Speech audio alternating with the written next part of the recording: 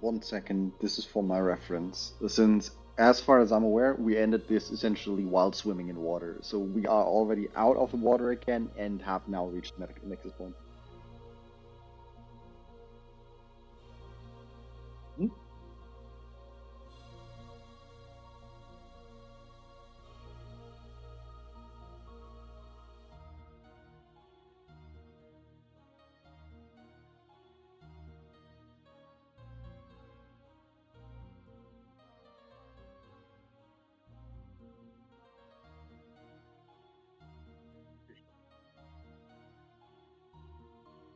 Clara is with us. We didn't leave her at the bottom of the pool. Okay. Can you mark on our map where we are?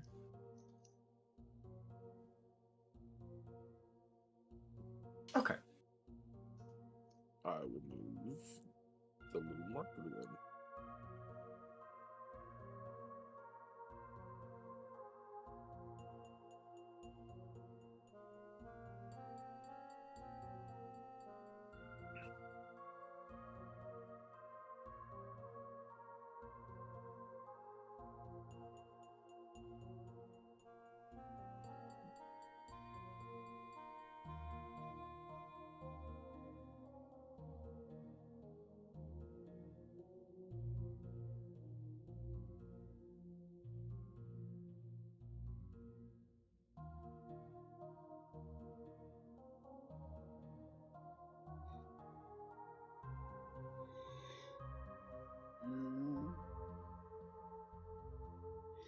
And one thing, could you ping again where we are at the moment, roughly?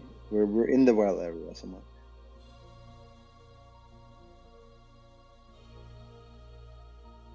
Oh, so we are in the waterfall, like underneath the waterfall caves now. Okay. Yeah. Okay.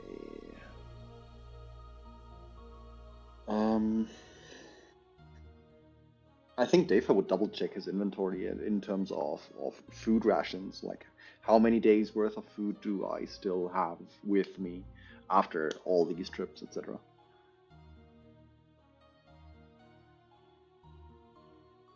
Hmm?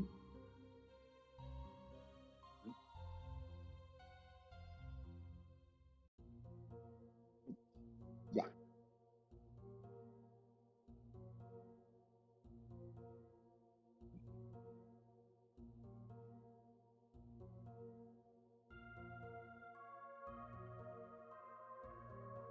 Hmm? To salvage some of it with some kind of soup. Uh, as for the nutritional beads, I currently have them. I don't know how many I have. There were multiple different kinds?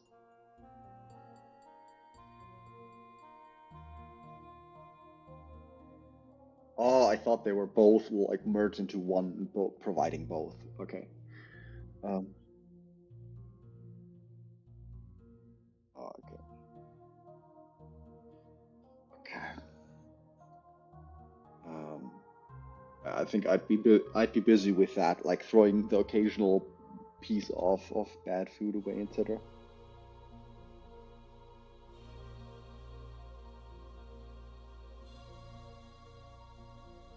I do. Shake it. No.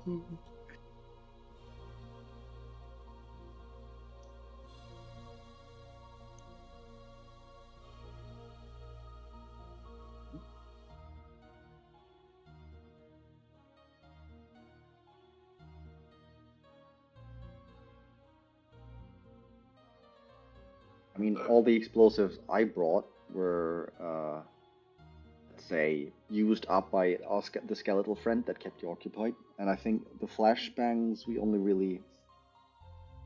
No, we're not actually out. I don't think. I got a sunstone.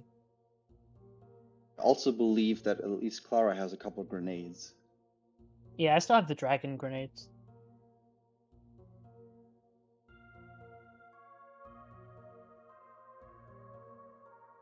My I can. my shield from earlier is still up there. And we got No, carry on. we got through the same route down here that we are currently taking up, and we got on the way down. We pretty much got passed by Uther deploying a ceramic runic shield that made us harder to locate, and me deploying a couple of muffle runes that muffled it enough that together with Uther's shield, it was pretty much they were struggling to actually locate us. Bounce the sound waves around a little bit.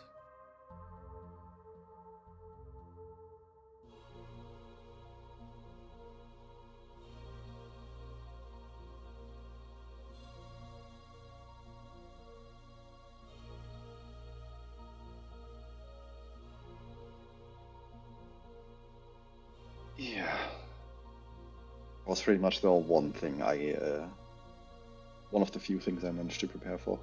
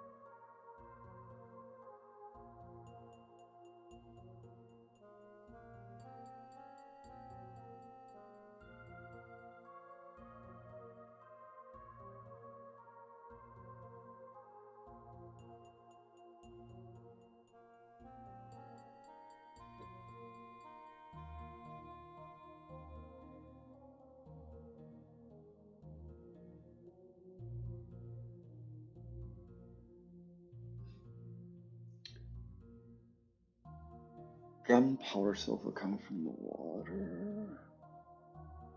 Can I judge from the smell how likely that is in high enough? Like, if that actually smells like it could be flammable, and if so, if that smells flammable enough to potentially be something that can be triggered by us. Okay. Intelligence. I'm not dumb, but it could stand to be. Yeah, nah. My nose is clogged.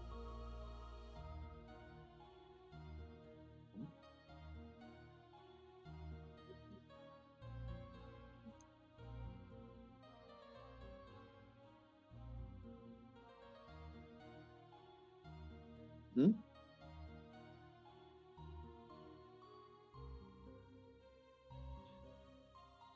Hmm?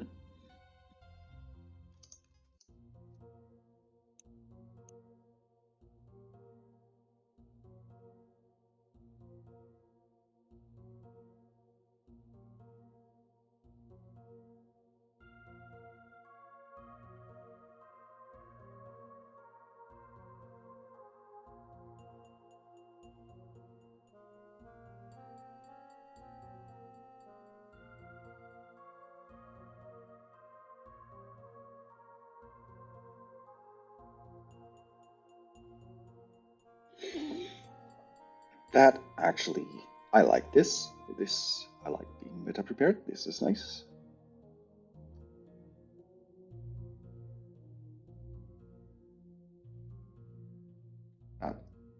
Sounds like a very useful habit to get into. I have to think on that. How many more hidden supply caches do you have stashed away down here?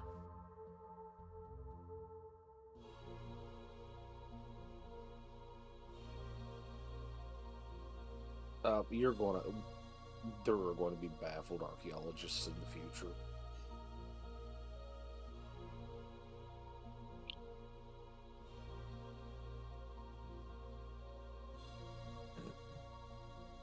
In the background, I'm not sure if they actually see this or not, but like Ashley says, like 5 or 6 caches in this area. David does like a quick yes, like this hand fist gesture of like yes, we have more supplies.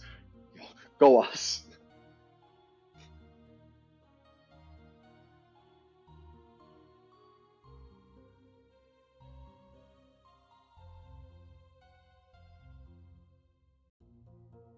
It's fine. It's fine. The main thing is that they're there. So if things get rough, we have a place to retreat towards.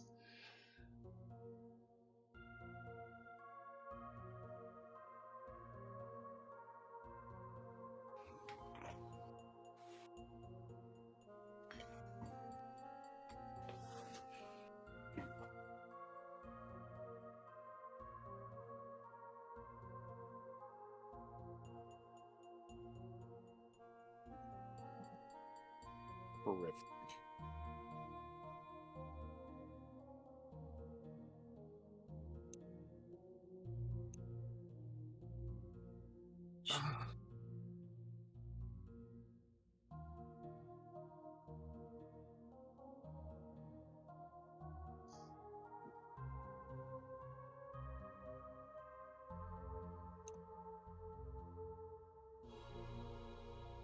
Adhira, young girl lowers her cup of tea and sort of tilts her head.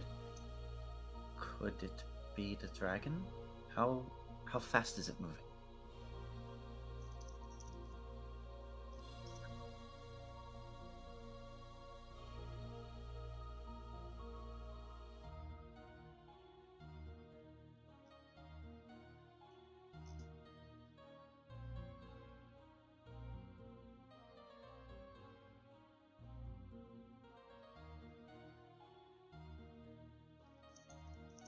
Her brows knit together. Could it be burrowing?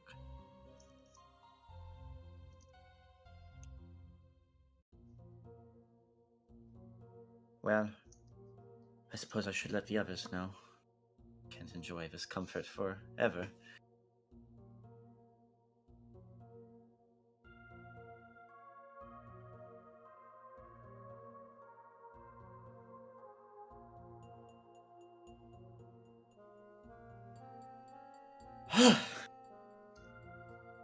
Have a good Welcome time. back.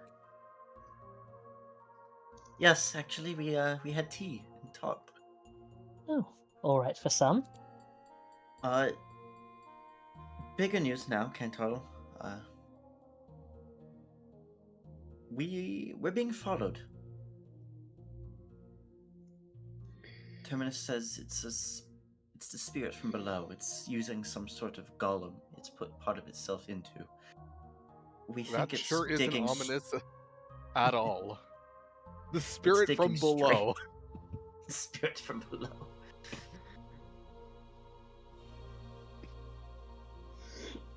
We should probably get moving.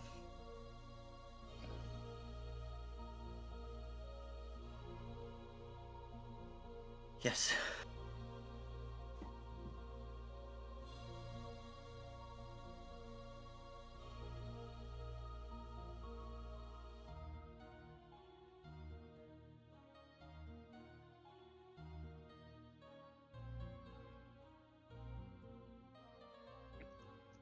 Well, couldn't avoid getting wet forever. And I guess she'll lead the way?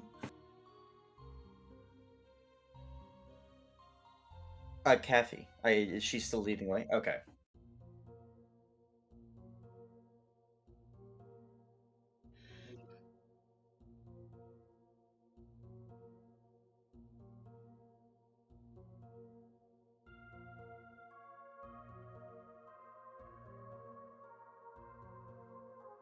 I got nothing. I'm blind.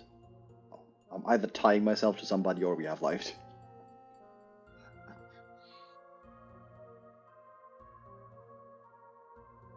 As far as I know.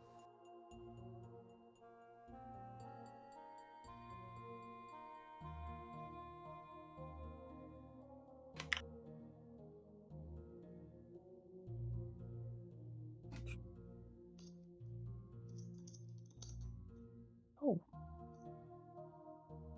You said athletics. Okay.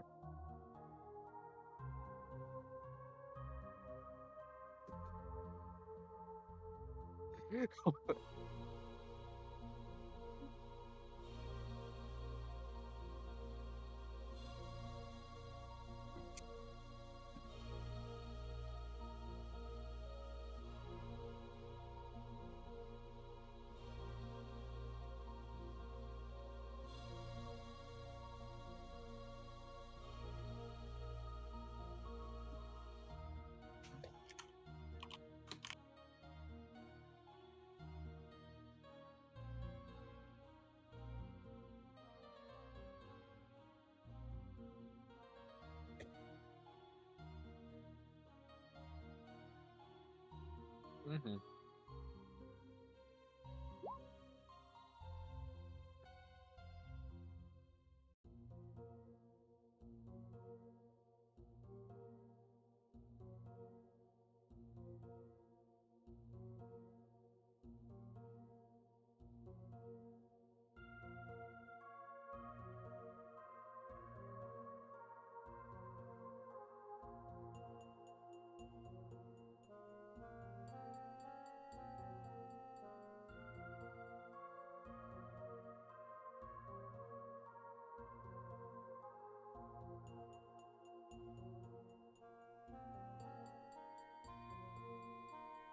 I don't like that.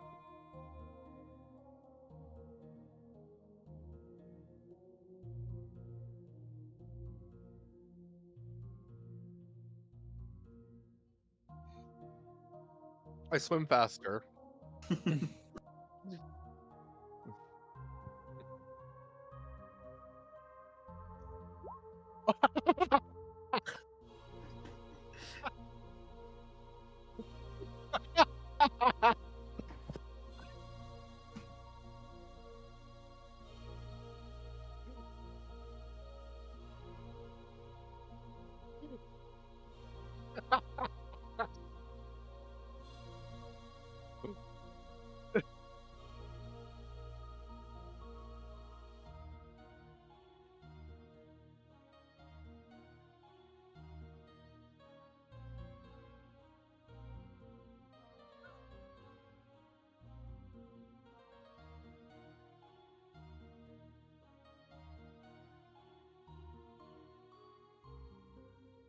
Oh, Uh, Adhira is going to have a rush of fear, and she is going to activate her spirit form. So the four long chitinous bone arms come out, and with a reach of 10 feet, yes, it has reach. She is going to use them to sort of help keep her pulled up, elevated, and not fall.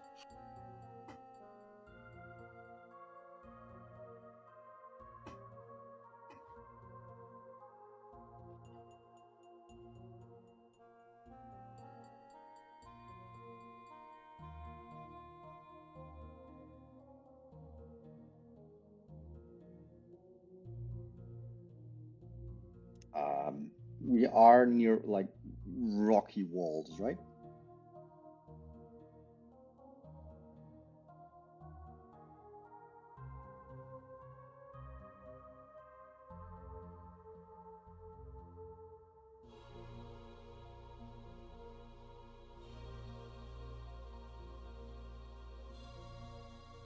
Okay, I'm gonna claim narrative reasons for this rather than anything else. I think it makes sense that Dafer doesn't really do swimming all that well, like barely to not be able to drown, but I think climbing makes a lot more sense for where he's from. So, feeling that the water is about to suck him down, he just does what comes naturally, like spreads out arms and legs, crams them into the walls to the side, and then instead of swimming, just starts climbing.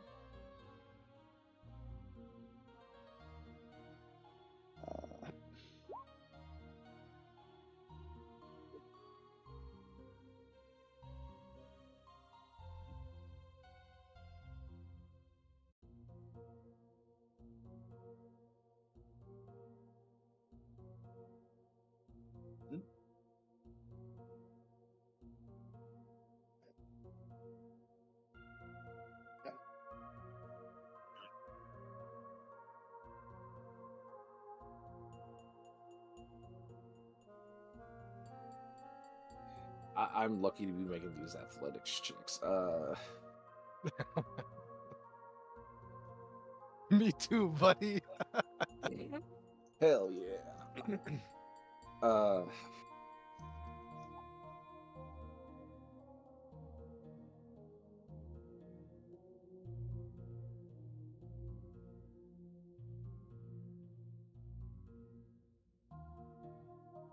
uh, yeah, I guess I'll look in the direction of whatever's chasing us.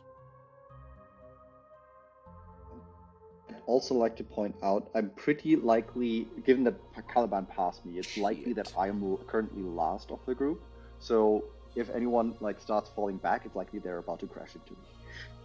Just pointing that out.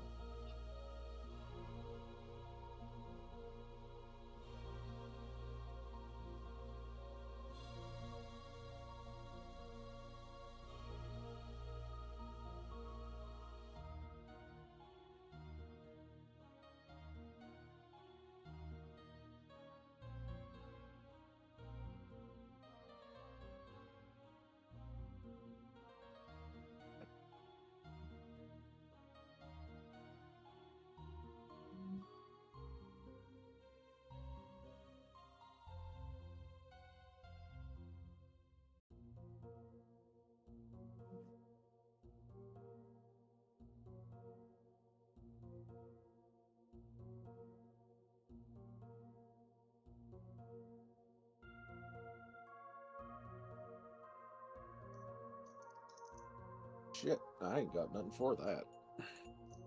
I might. I hope you do. I am going to call out a warning that it is right on us. Oh no.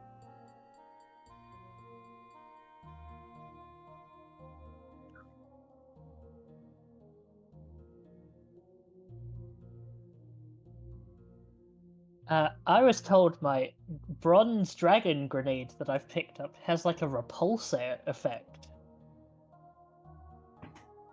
Do I have any indication on how long the fuse time of this thing is?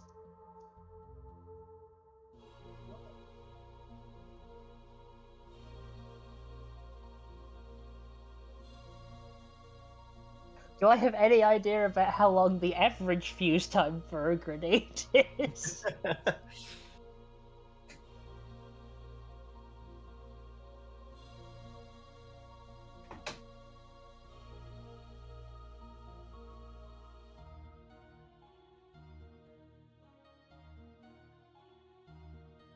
Yeah, I think I'm gonna pull the pin on the bronze dragon grenade, and I would like to try and time it so that it explodes between Defa and this thing to hopefully push us up and push it back.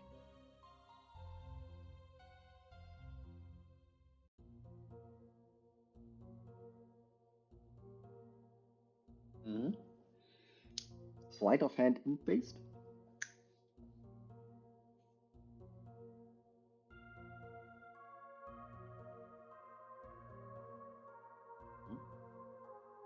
That's the way that Clara would really go about it. She basically runs on instinct.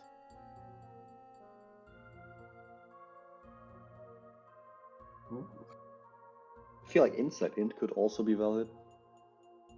Don't stop saying the word int. This is worse for me. Just because it's better for you doesn't mean it's better for me. Int is always good. What is your problem? Also, I It's was not mostly bad. thinking along the inside route. Like, I'm not really gonna complain about it, but when you're like, oh, hey, I would like to lobby to turn this wisdom check that Clara's really good at into an You guys- intelligence check. You guys Well, have an int I think score? you're good at insight, no? Was more my trail of thought.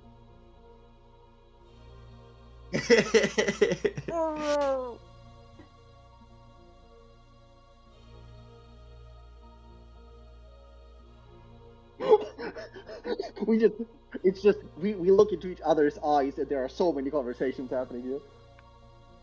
Then this Grenade is, cooks off in your hand.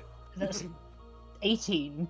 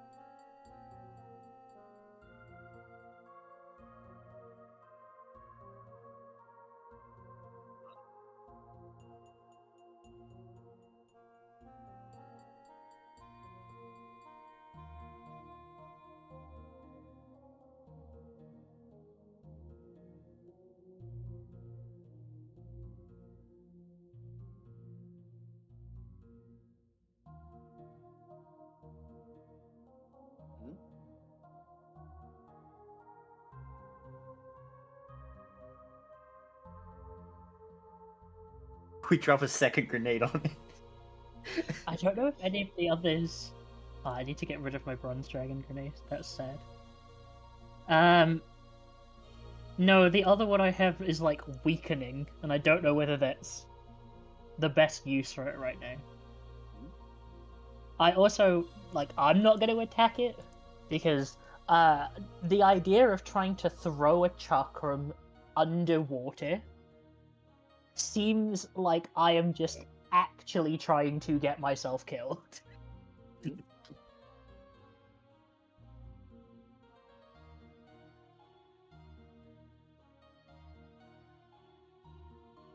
Heading up as well. I have responded with a GIF in Discord.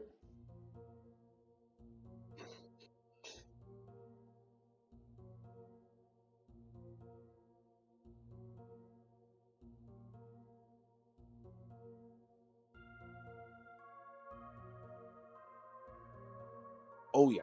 Oh yeah.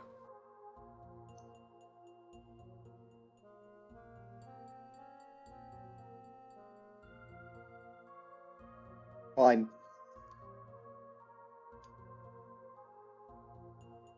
Climb.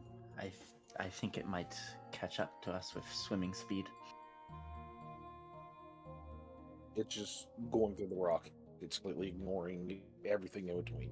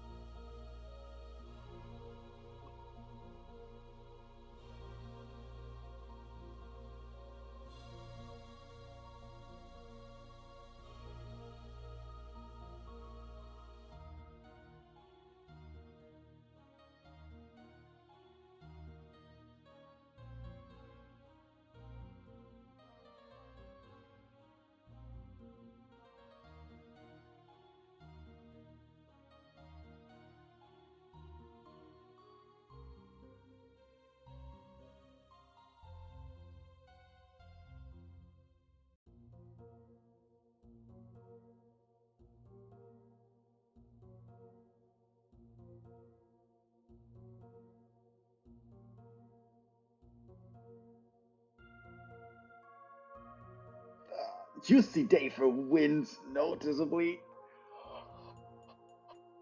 Okay.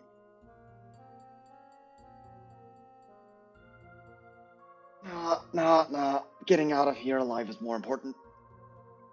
None of what I have in there is all that important. Like I take out like the important bits, like my the rune carver kit and stuff. But like rations, cooking equipment, all of that I leave behind.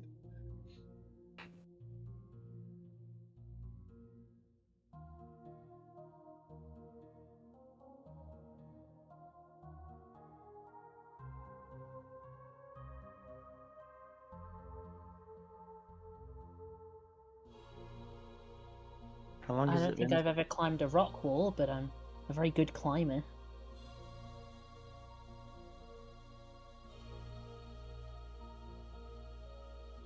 I'll definitely be able to see anything if it's coming at us. I hope this isn't that different to climbing trees.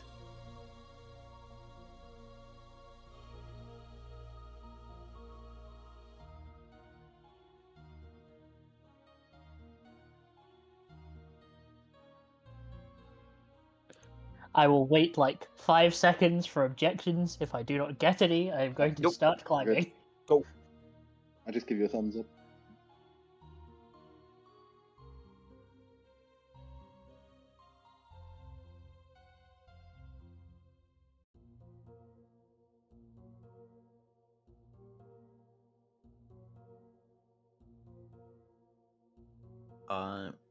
I'll be back by Kathy.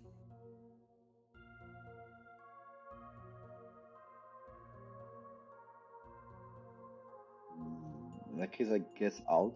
try to be behind Clara in order to be able to support quickly if she encounters anything up there.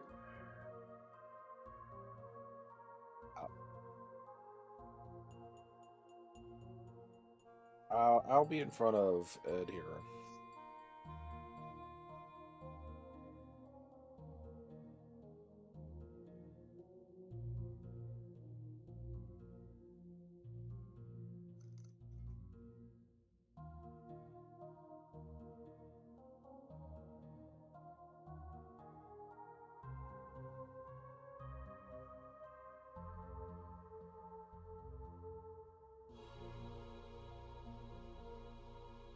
Perfect.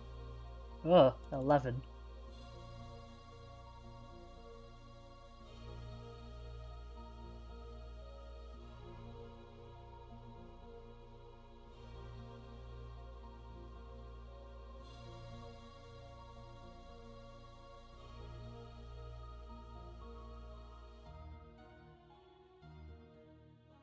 Yes, indeed.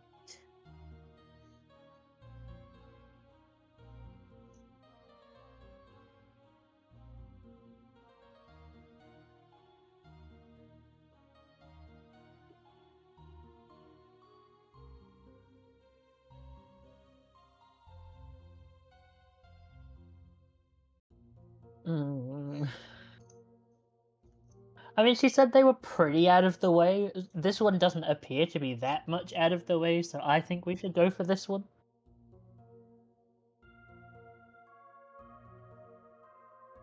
16.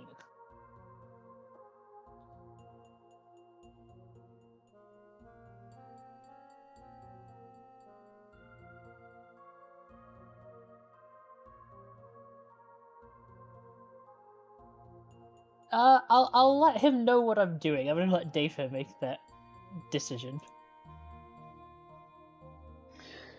I think it makes sense.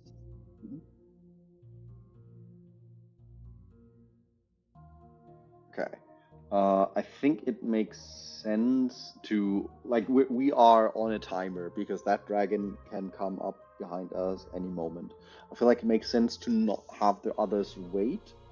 So I'd be moving on if there's like a spot where I can let others pass me because I'm not sure if we're forced to be in a line or not. Then I'd likely to do so.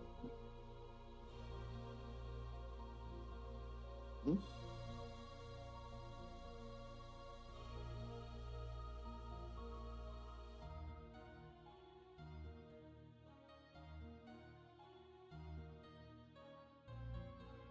If I stay where I am, can the others still pass me and climb on?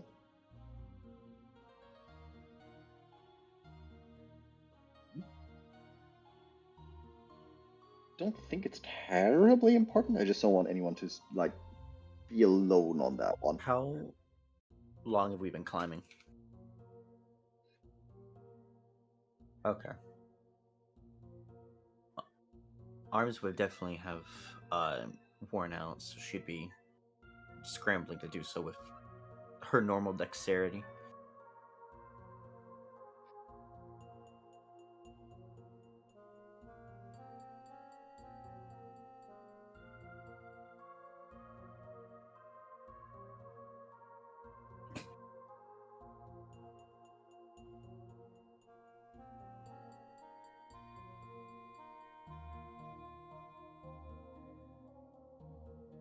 Herinian solidarity.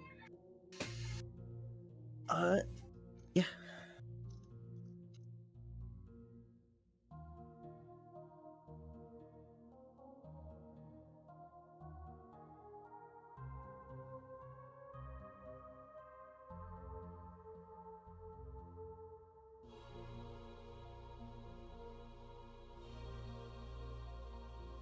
Yeah, I'll give it a reach.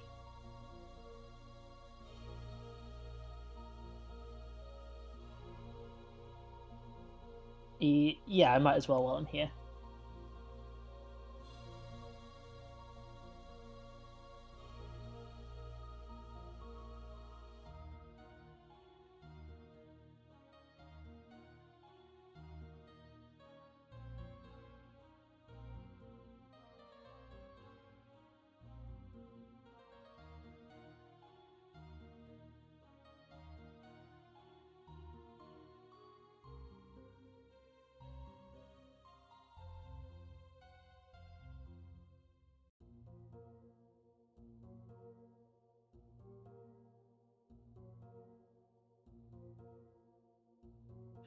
How far away from me is Kathy? Like, if I shout to her, is she gonna be able to hear me?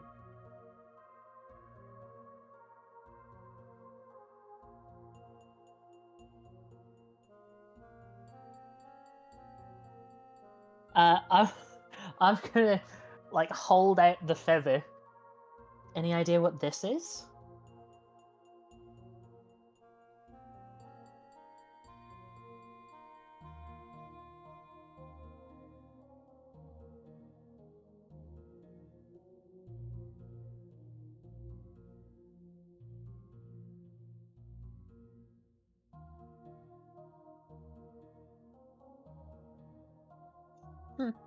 Maybe it's a component for a featherfall.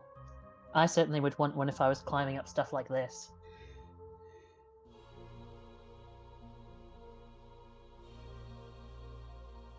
At least we have it. I don't know, Featherfall will give you a long time to think about the lava.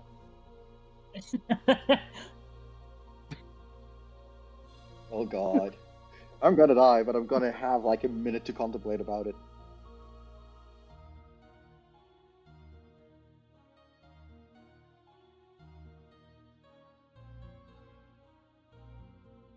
I've seen it.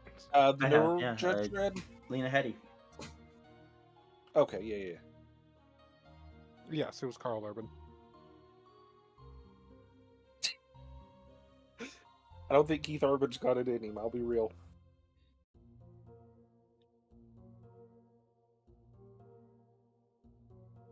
Urban.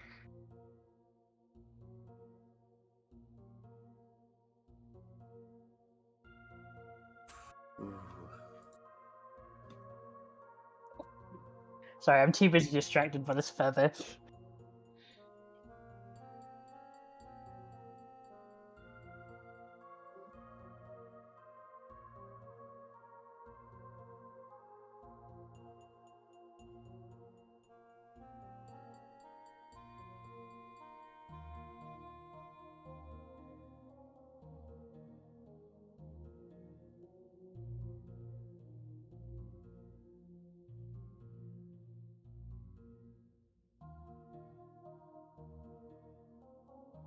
Oh no!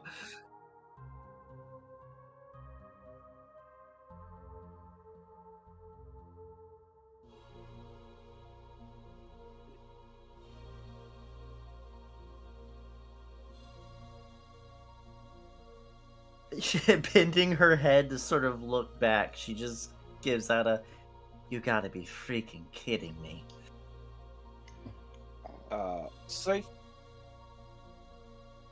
Safe to say I hear that, yeah? Any objection to me trying to slow it? Nope. Fucking yeet.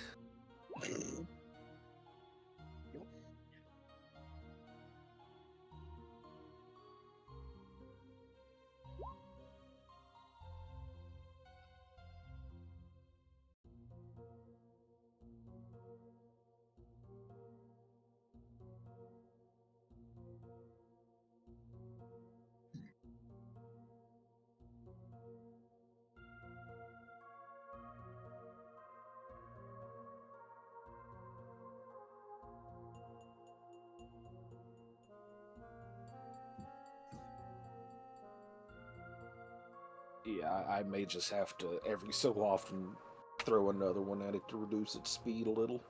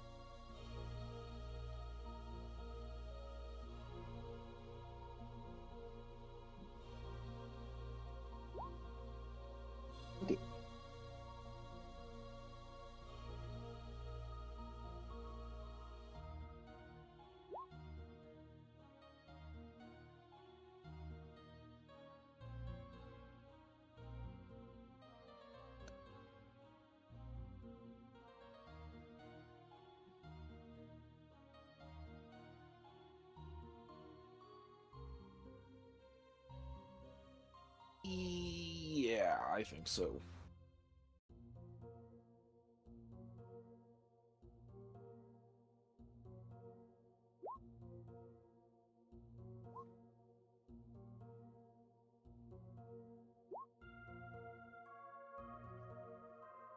Uh, I, d- would I get the snake? Because I don't think any of us were close enough.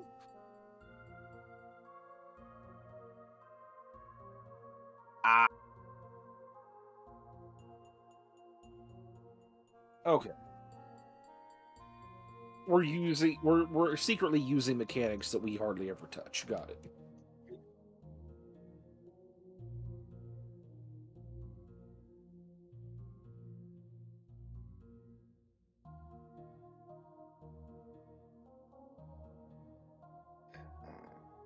Once I reach the top, I have climbing gear on me, right? To some degree. I was about to say, can I lower rope to like at least like make the last 30 feet or something, or 60 feet or however long the rope is quicker, so I can pull people up? I will.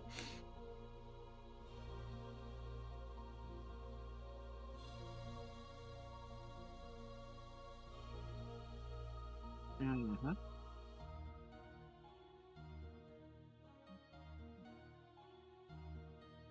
We're still underwater, right?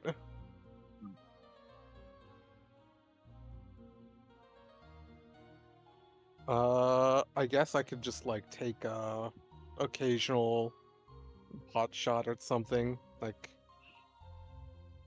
yeah, let me just make a.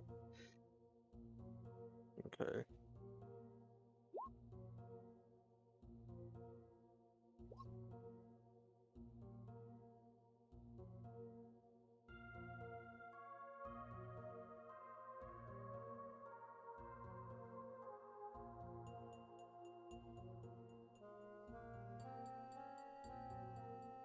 It was worth a try.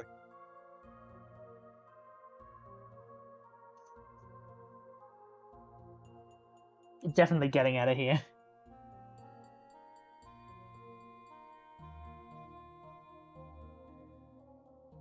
$17.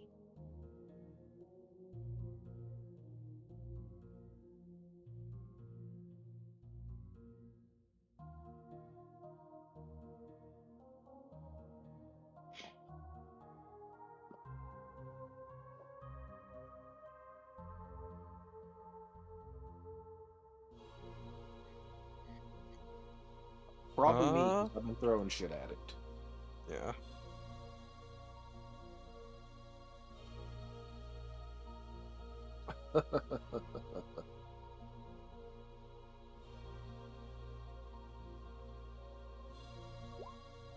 Yeah, that's about what I expected.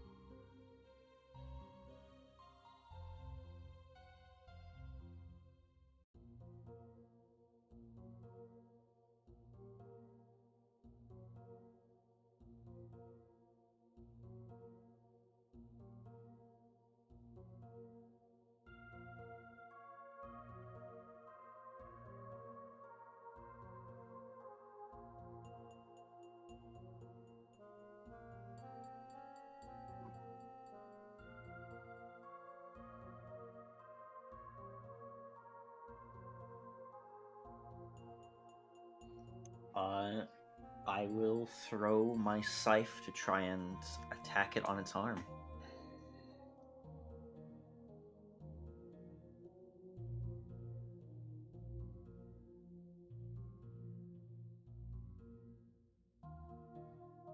The thing is, like, if I attack the fingers, I risk hitting Uther as well.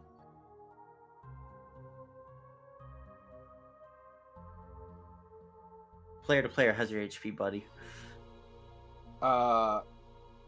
Good enough. All right, let's go. I throw Compson. Yes.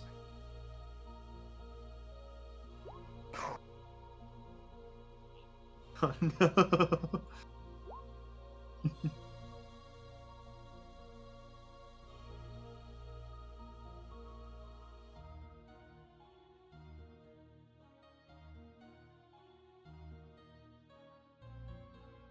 Calling here a bitch.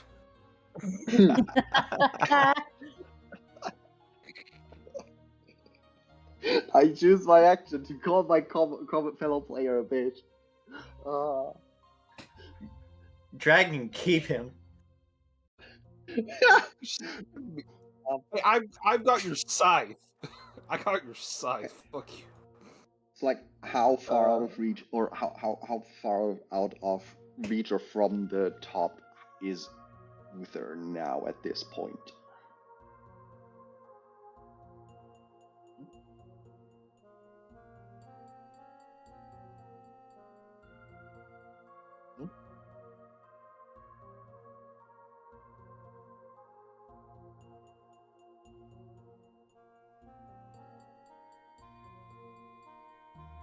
Hmm?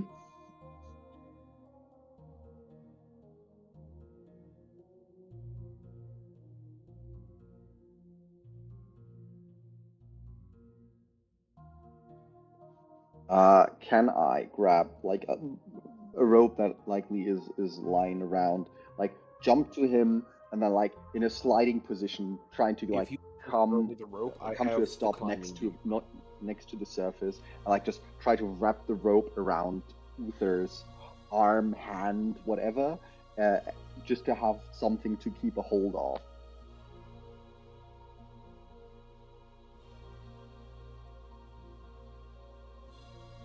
Yeah. I am going to remind you that I do have the climbing gear that lets me ascend automatically, basically. If we can get a rope to me, I could hook onto that, maybe.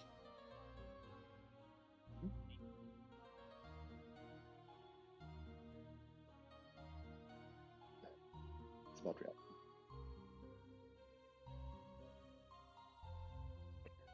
Can I, given that I have good reflexes based on barbarian danger sense, argue for some kind of goodie?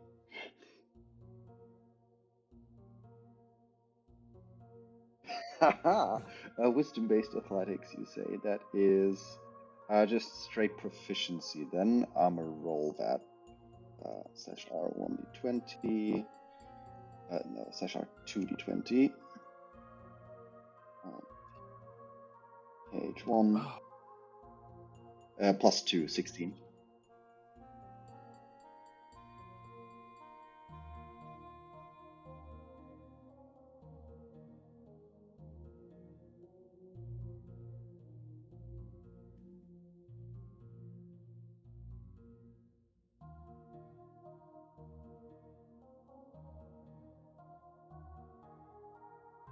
Yeah, that's what I'm going to try to do, yeah.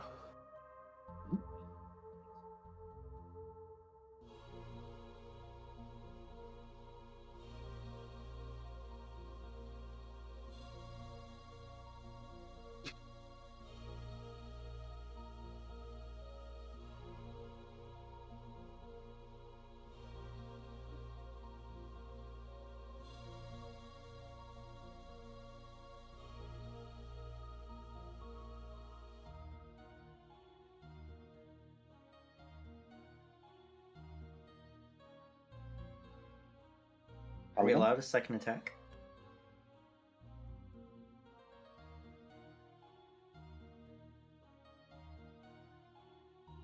Okay.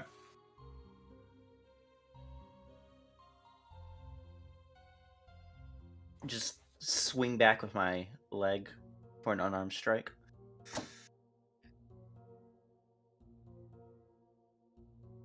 Accidentally kick him in the face.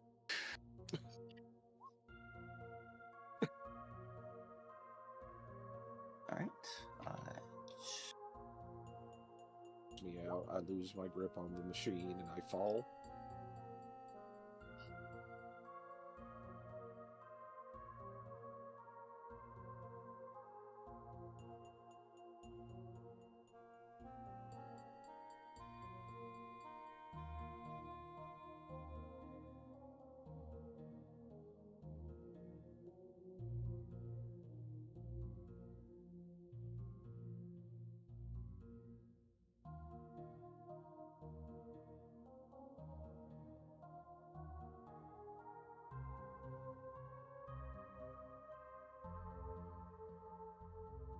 I will return the scythe to its owner. Wait, one second. Close mine. How do you do this? You run her through with it. No, I just kind of flip it handle first into her open hand. Okay, it's a lot less violent than I thought it might end up being. It's fine.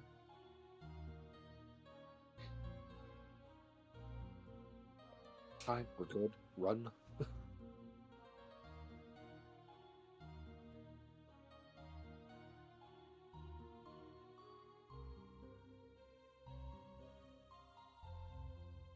Dibs. Mine now. Unless it's going to sprout a whole ass construct out of it. Sure thing.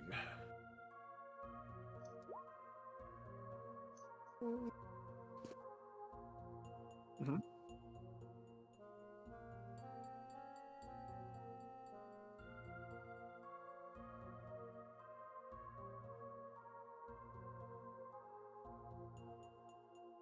Track.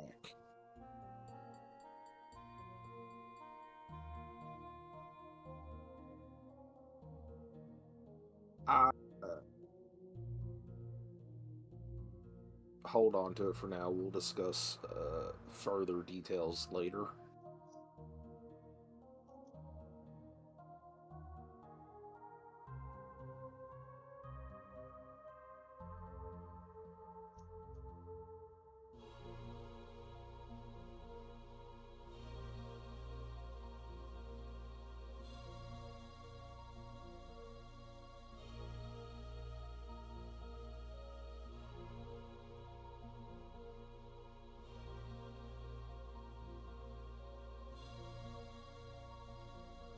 Oh,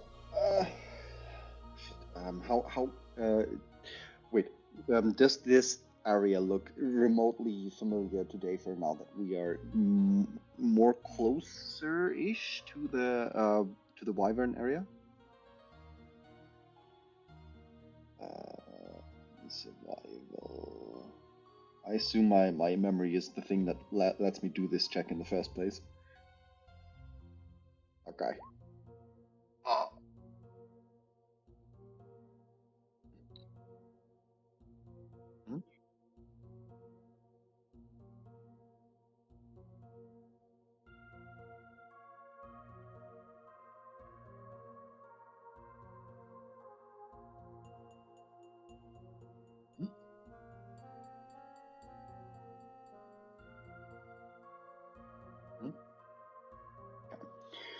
Okay.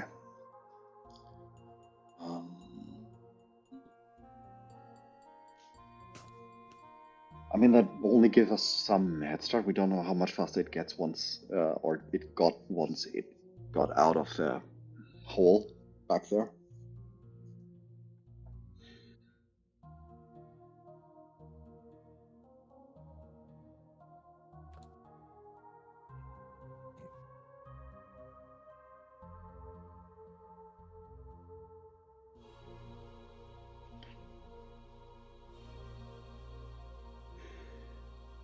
How do you plan on doing so?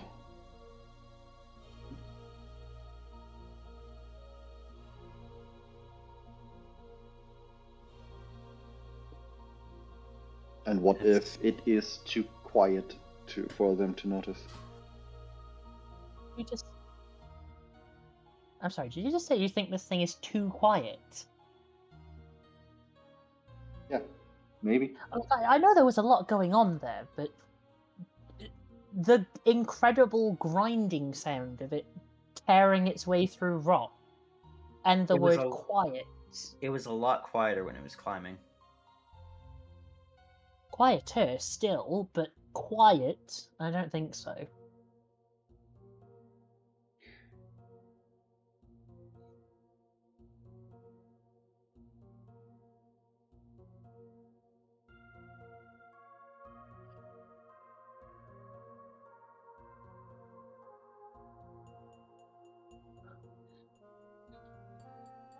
I can weaken the structural integrity of something so we can trigger a collapse that could be loud enough, or we trigger something loud. I have another one of those Wyvern flashbangs. That was in the cache.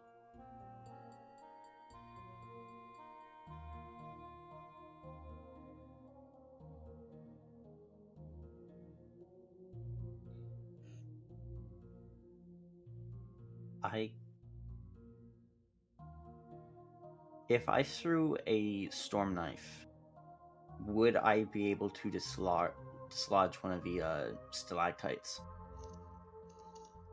Okay. I am going to relay to the gang that we can also keep it under some shaky rock formation. That might be able to come in handy. But otherwise, Adhira has a silence, just in case some of the wyverns start turning their attention to us.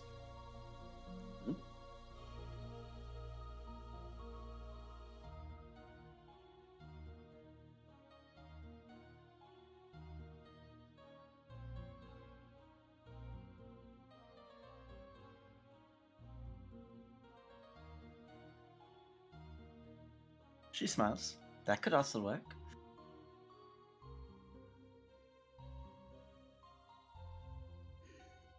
Worth a try, right?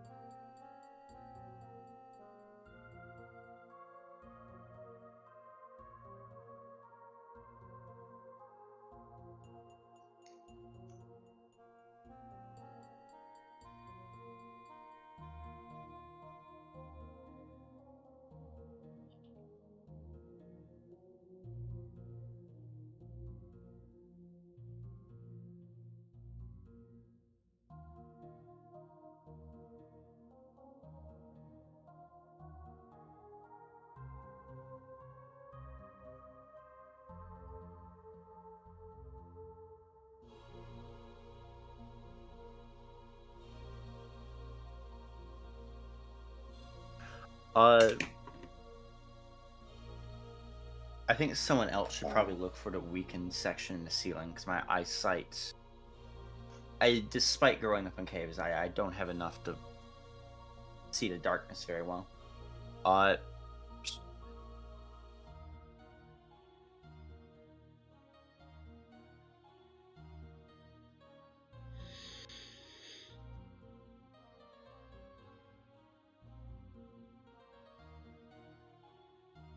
could try, unless someone else wants it.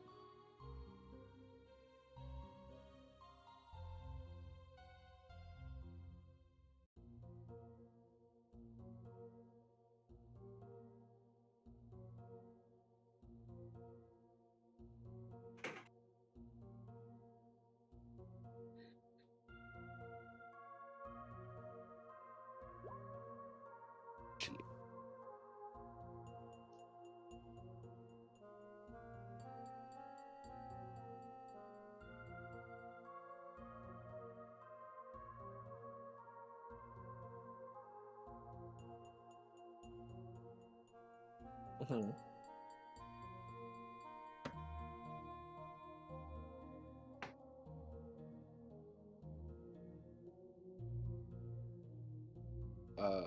Then I will situate. I will point that out, and I will situate myself close to it since I have the piece of bone still.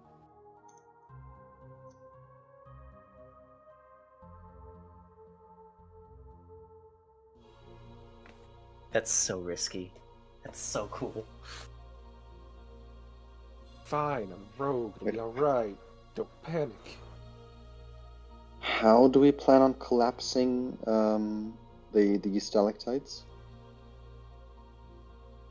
I have the Or bringing them modified back? ice knife crystal.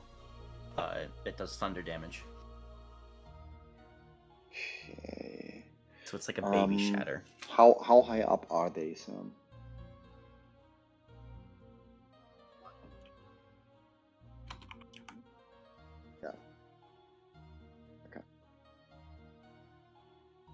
Hmm?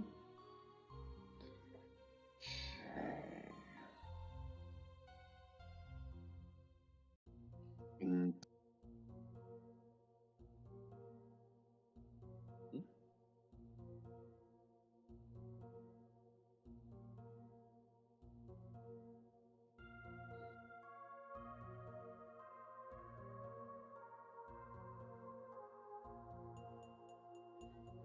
Right. We can pull up the tent of camouflage. Well, actually, there's no way we can build that up in like 10 minutes, so never mind.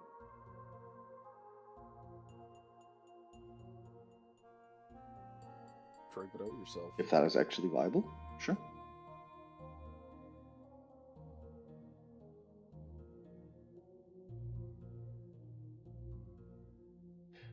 I could also stamp, like, after silence has been passed, I could also stamp our surroundings with muffle, just in case once the silence spell drops, that we're not immediately loud. Let me look. 10 minutes, it's yeah. 10 minutes.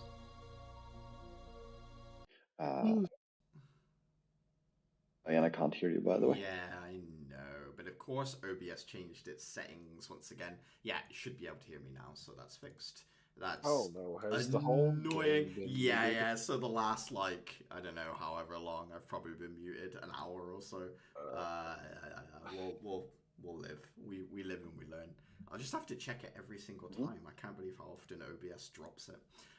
Okay, so Windows loves to tweak shit. it absolutely does. You guys are. Does someone want to look for a specific spot, or are you guys comfortable that the Taliesin thread will kind of cover you and you've got silence as well?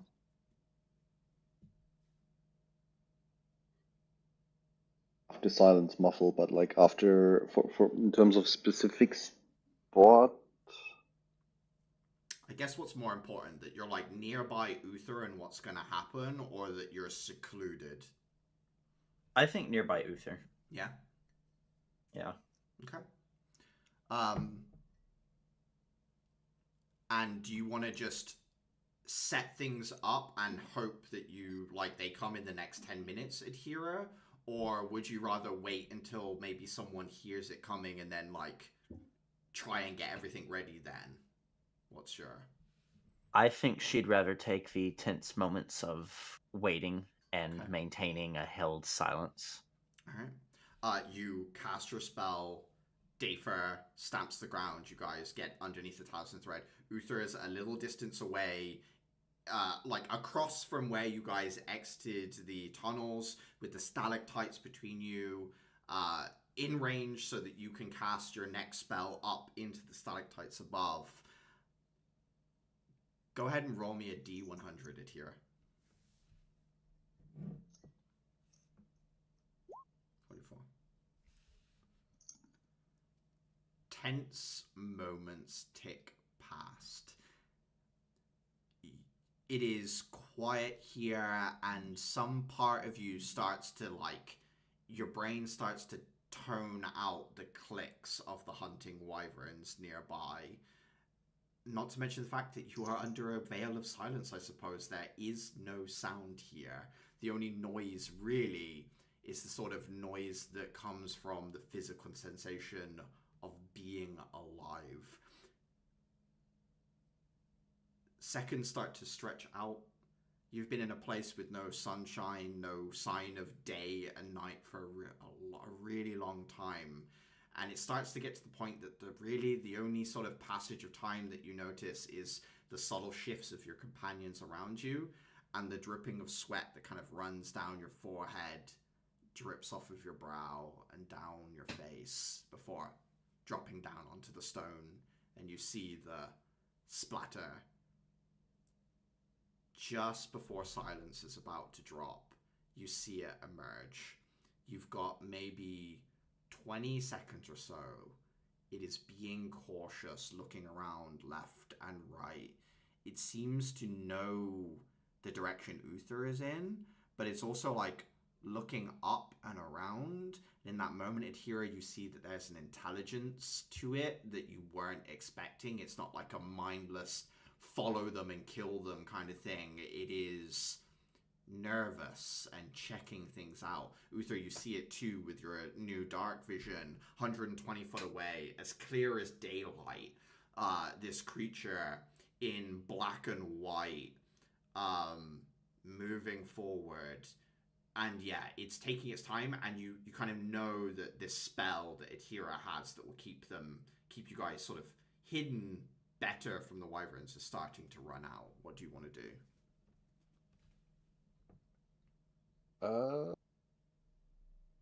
Just want to whistle at it and throw a disc. Yeah, go ahead and make an attack roll. It's probably out of the normal range, so disadvantage, yeah? It would be disadvantage, yeah. 19 hits. Go ahead and roll for damage. Blade streaks across the front bone plate of this draconic creature, turns to look at you, Uther, and begins to move forward. Adhira, casting your spell on the stalactites above? Yes. In this moment, so the spell deals, what is it, 2d... Is it 1d10 and 2d6 damage? Yes. Go ahead and just roll the damage for me. So 2d6 and 1d10 first of all. Okay. Do you want me to do it separately with the dice roller, or? Whatever you prefer. It doesn't matter too much to me. I just need the total number. Piercing into the rocks, 3, and then 2d6 thunder damage exploding out. Were you aiming for the central big one and then using the explosion to hit all 3, or were you aiming for one of the small ones and then hoping the explosion sort of knocks the rest? Where were you kind of shooting for? I think she was aiming for the center. I don't think she's confident enough in her aim to be able to like get to the side, so she's hoping that the blast that goes outward from the middle will be enough to dislodge. She's smaller too, at least. It impacts dead center. The explosion goes off. You watch as this dragon's attention suddenly snaps. It looks straight up towards the now shaking stalactites. One of them breaks free, drops immediately. It will try to dodge out of the way. 16. What's your DC, Atira? Ooh, I think it may be 15. 15? What is it? 8 plus proficiency plus... Yeah, it's 15. It manages to just barely dodge the first one, at which point all of the like cacophonous noise, the shaking of the cave, the second one dislodges. It will try again to dodge, this time at disadvantage. So we've got 2d20. So I need to roll a 10 or lower, basically, in order for it to hit. Unfortunately, with its attention, it now dodges the second one, slips past as the second stalactite crashes down into the ground. Give me an Arcana check to see whether your spell broke the largest and central stalactite, Atira. We're looking for a DC 12. 14.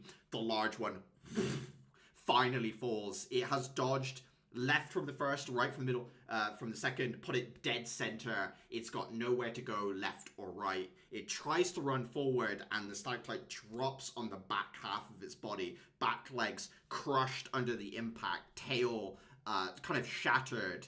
Adhira, you watch as it detaches its body. It is now a rib cage, 2 front arms and a head, just balanced and walking like that without the entire back half of its body. And you see as this rapid growth of like bone cancerous spurs begin to burst off of it. It starts to like porcupine in every direction Even from its teeth, there are jagged spikes coming off it in different ways. And it throws its body at you, Uther. Just full body attempting to slam it itself on top of you. Give me a dexterity saving throw, please, Uther.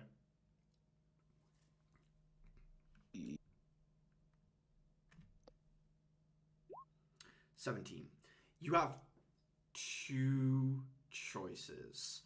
You can, like, jump, dodge, roll, try and get towards where the group is, or around you there are cracks and crevices in the ground where you can, like, tuck yourself down into that it would have difficulty getting at you. But obviously with all these spurs and stuff, it could maybe like try and scratch you with them through this crevice in the ground. What would you like to do, Uther? I think I'm just going to try to dodge him. As in, dodge back towards the group, or dodge into... Okay. You jump, like, move out of the way. It slams its bones scratching through the stonework, letting out this awful, like, piercing screech that the rest of the group kind of doesn't hear as it impacts the Veil of the Silence, still barely up. Uther, Can I hack at him? You can make an attack roll. Yeah, go for it. Yeah, I'm going to make a big swing at him. 24. You swing up, cleave through the front of the jaw, like cut open the chin bone and up the nose that had been weakened by Kathy's bullet earlier. Basically give him like a cleft palate as the blade slices up through bone. And then all of a sudden, Uther, in front of you, this it sort of like almost detonates. There's like a section of bone that swings past you, like slices like kind of past your brow. There's a rush of wind, and in that moment you see it. There is a wyvern that's maybe twice the size of this creature that has been following you this whole time. Its big claws sink down into the bone, and you watch as its teeth go down into the ribs, and it like rips a section of the bone off as the bone dragon turns around a ginormous cave wyvern, bigger than a young dragon, and the two of them start to tumble together and roll and engage in conflict. You see other smaller wyverns flitting around above, one like swooping in close, but as the big one turns its head up, it lets out this screech. Just as silence drops, it fills the space with just a sort of like dominance war cry that wards all the other wyverns in the cave, sort of like almost react in like pure pain as the noise is so sharp and so loud. It pushes the others away, and it turns its head back down to look at this new rival in its environment, and the two faces kind of join together face to face, skin peeled back, teeth showing, snarling, as just this bone spurred entity, and it engage in conflict right in front of the group. What do you want to do?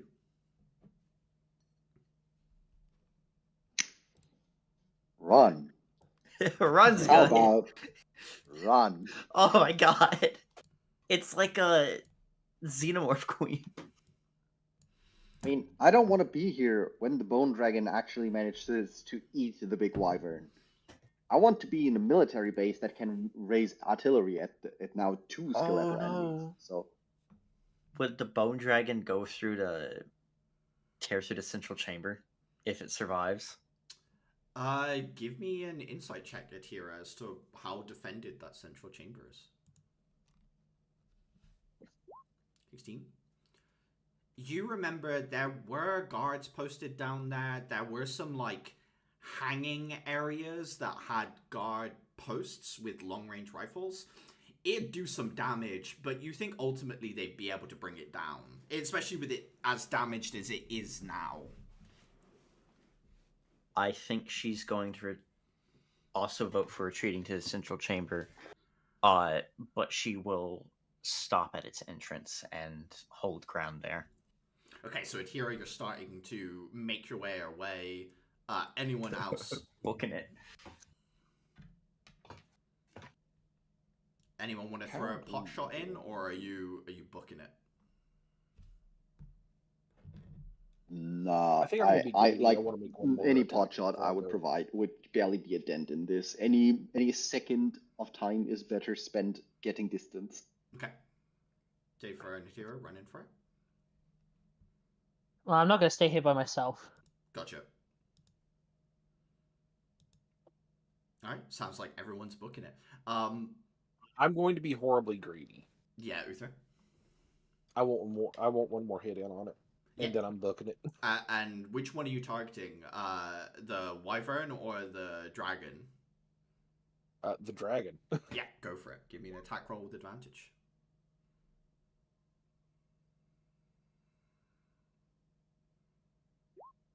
Oh. Is there an ally with it? I I have a gun. I'll say Yeah, I was for, going to say, you've got ranged options, haven't you? I would say for this purpose the wyvern will count. So the wyvern has disadvantage on its attack rolls until the Absolutely. I think quote unquote next. roll me damage here first. Now, Wow. what do you want to take? One of the like spinal bones, one of its head crest bones. Like, what part of this draconic entity would you like to cleave off and you can run with if you want? I say take one of its joints.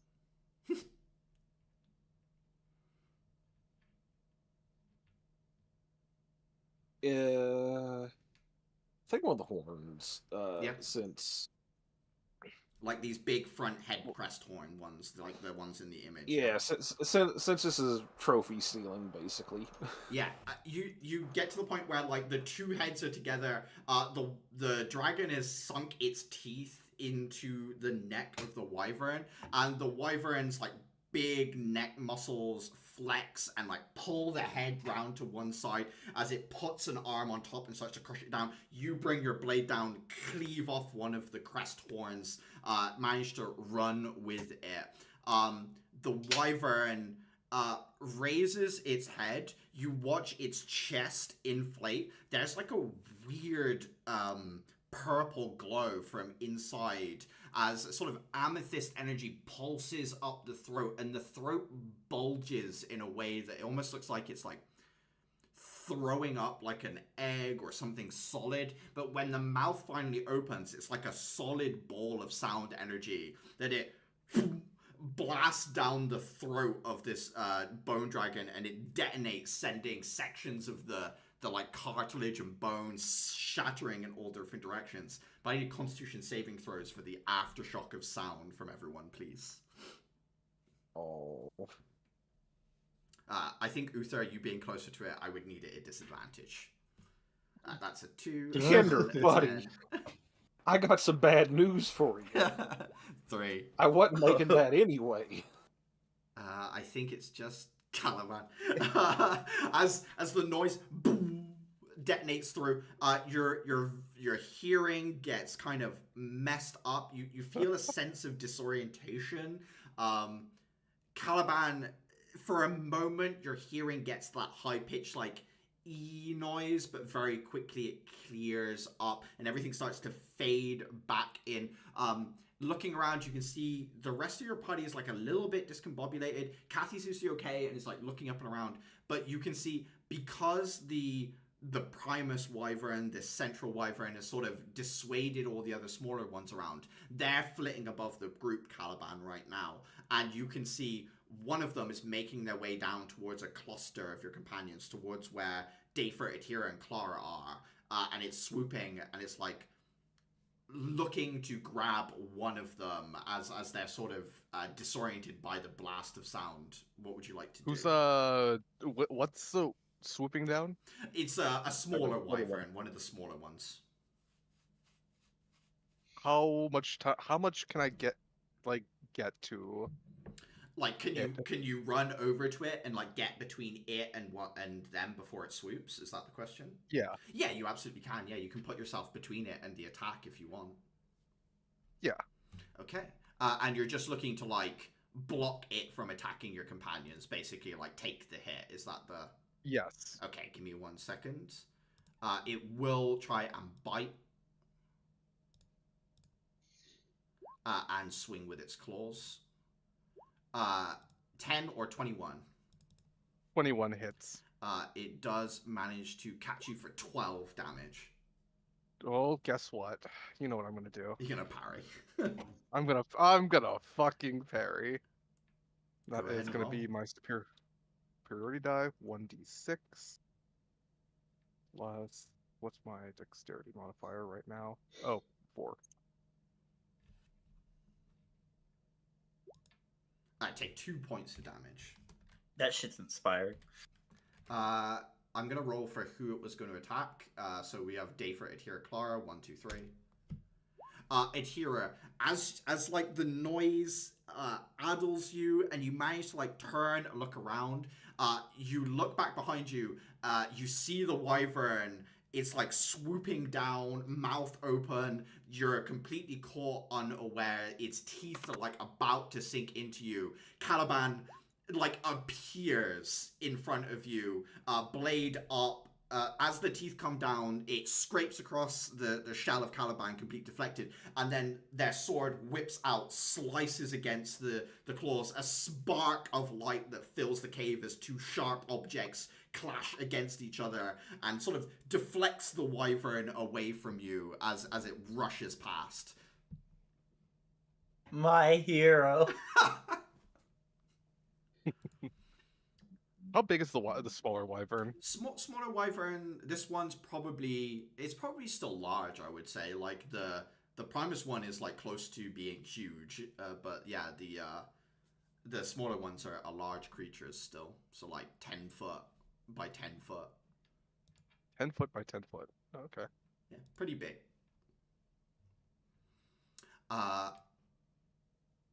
You continue to rush forward.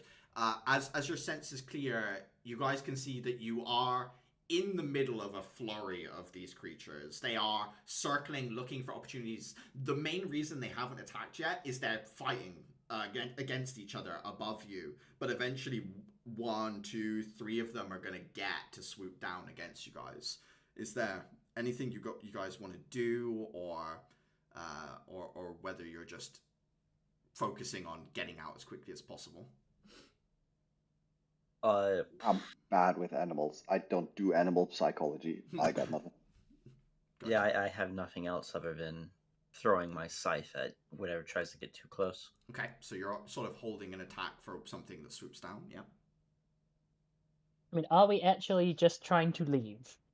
Because we were like kind of leaving, and then we were like attacking, and then holding ground. Like, what are we doing? I'm leaving. I've been leaving the entire time. The only thing we did this ambush was to like slow down the big one. Okay, then I'm just gonna toss one of the wyvern flashbangs into the air. Yeah.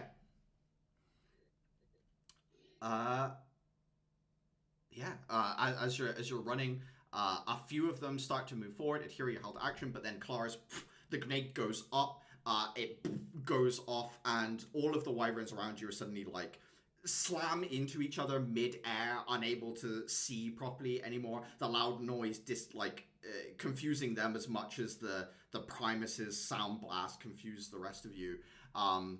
Those of you with perception proficiency, go ahead and give me a check. All right. 23, 18, 14, 12. Clara, Uther, glancing back over your shoulder, you watch just in time as the last of like the light of the grenade sort of fills space. You see the large wyvern hold up the completely severed bone head of this dragon and chomp its jaws down, crush, crunch, splintering it everywhere as the wyvern starts to tear sections of the dragon apart. And even as like a rogue arm tries to crawl away, its prehensile tail whips round, grabs hold of it, and slams it against a nearby piece of stone as this large apex predator of the environment asserts its dominance, tearing and crushing the remains of the bone dragon into pieces. Okay, time to go.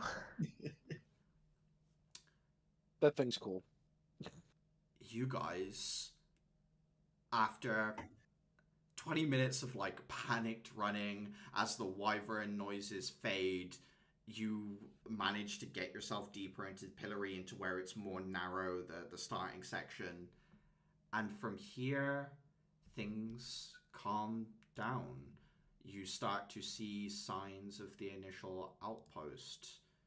You make your way into the central area. You can see the sound of your escape has attracted peacekeepers towards this area. There's like a sort of like a red coat firing line of individuals with rifles with their guns up as Kathy crests over, holds up her hands, kind of announces that it's like okay. She's an EK.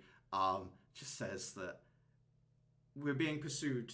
It could be one or two wyverns behind us, but I think we're okay. The line eventually like breaks for you guys to pass through, but they keep a watch on the way in.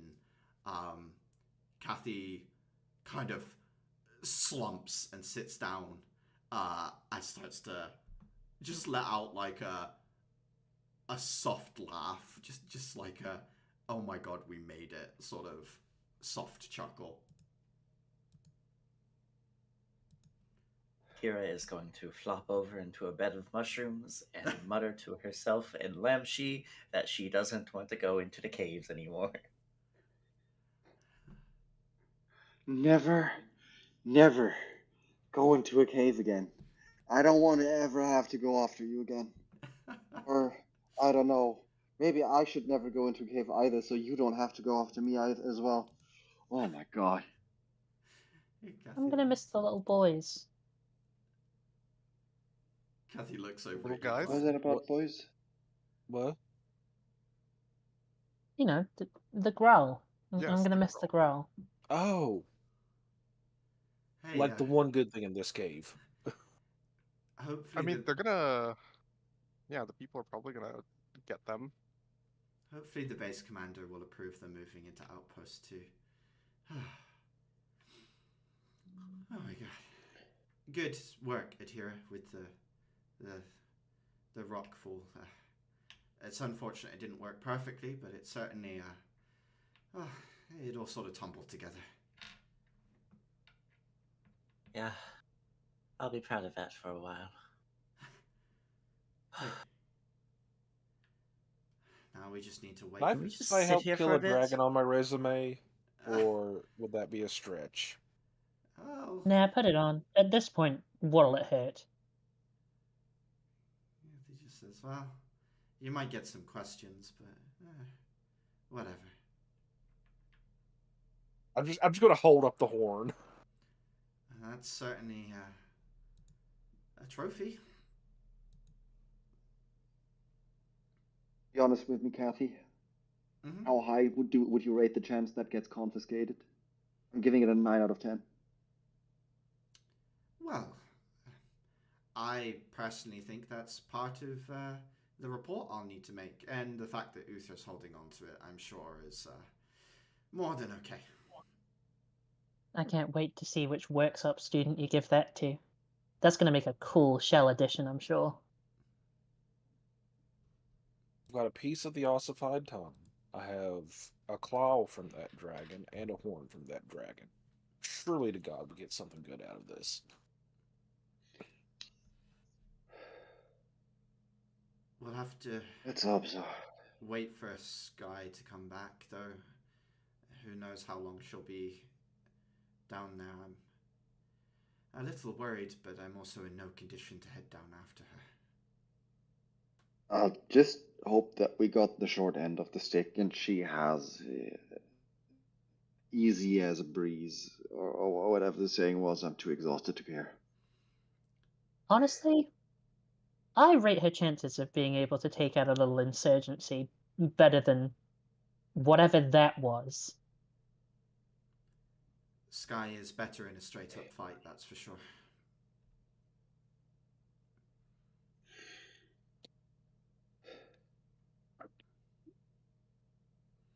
Do you want to head down to Outpost 2? We can take the stairs and wait for her down there.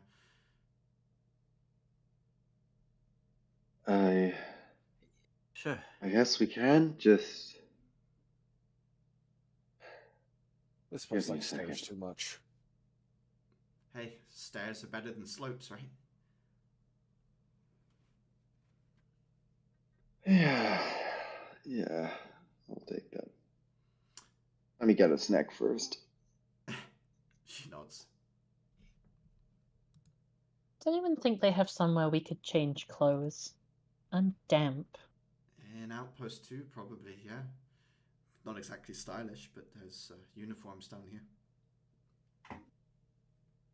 I'll take it. You I make don't want to catch a cold after all of this.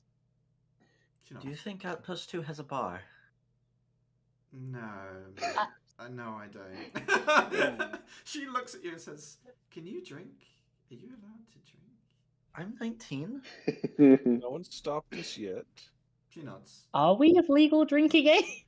I would say so, yeah. I'd say it's if we're putting our life on the line for the good of humanity, we've earned a drink. That's a funny idea that like the legal drinking age is 21 or whatever age you are if you're in EK. Like if you're gonna EK at 12, have a pint. Like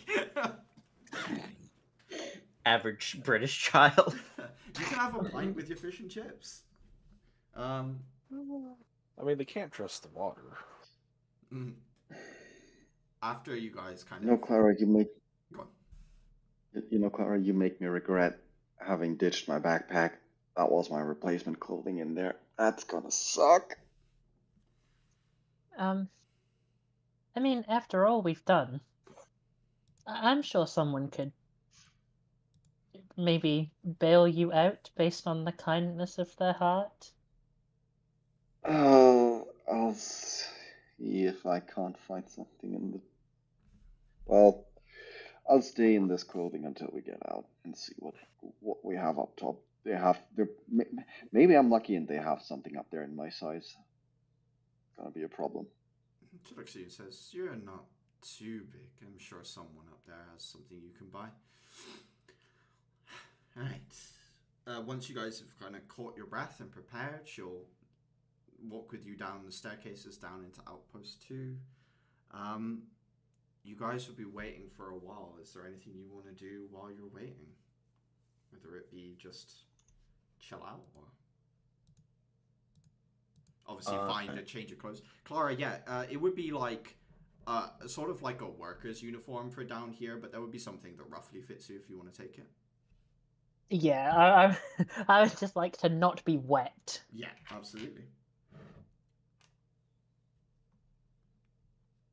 Atira, were you saying something? I would like to casually mention to Kathy that I would like her help getting an audience with the head of the engineering project later. Kathy looks at you and says, "You mean the one that's closed off? The one that I would also like access to?" Yes, that's one exactly. I'm sure with Sky we could make a combined case to get inside. Maybe, but we would need some sort of cause to do so. I mean, I'm all for looking into it. I've been trying for a long time, but just we want to isn't going to cut it, even with a higher class of clearance. Unless it poses some sort of risk. I'm carrying around a nature spirit that has warned me of a possible environmental danger that I think the head of engineering should know about. That sounds awfully convenient for us. Is it true? Yes. He's done a good deal of importing its danger to me. Would you like to elaborate on it for me so I can use it better in an argument? Or is it something that you would like to, for whatever reason, hold closer to your chest? She rocks back and forth on her feet for 2 beats before explaining. As far as I know, we're using the heart of the big mushroom, or the head mushroom. He uses better terms for it, especially in common. But without that mushroom's heart there to organize and keep structure to everything, the central chamber is slowly falling into discord. He describes them like children. They're screaming, they speak over one another. There's no natural harmony. And without this heart, eventually the ecosystem will crumble, and the mushrooms that crossbell No, Crossbell is mushrooms. from. I know that's why my brain. Gold Bell. The gold bell Oh, big mushrooms will most likely go extinct. That is something we can use. Yes. Okay. Great. Now, I'm gonna go try and find some place with a drink.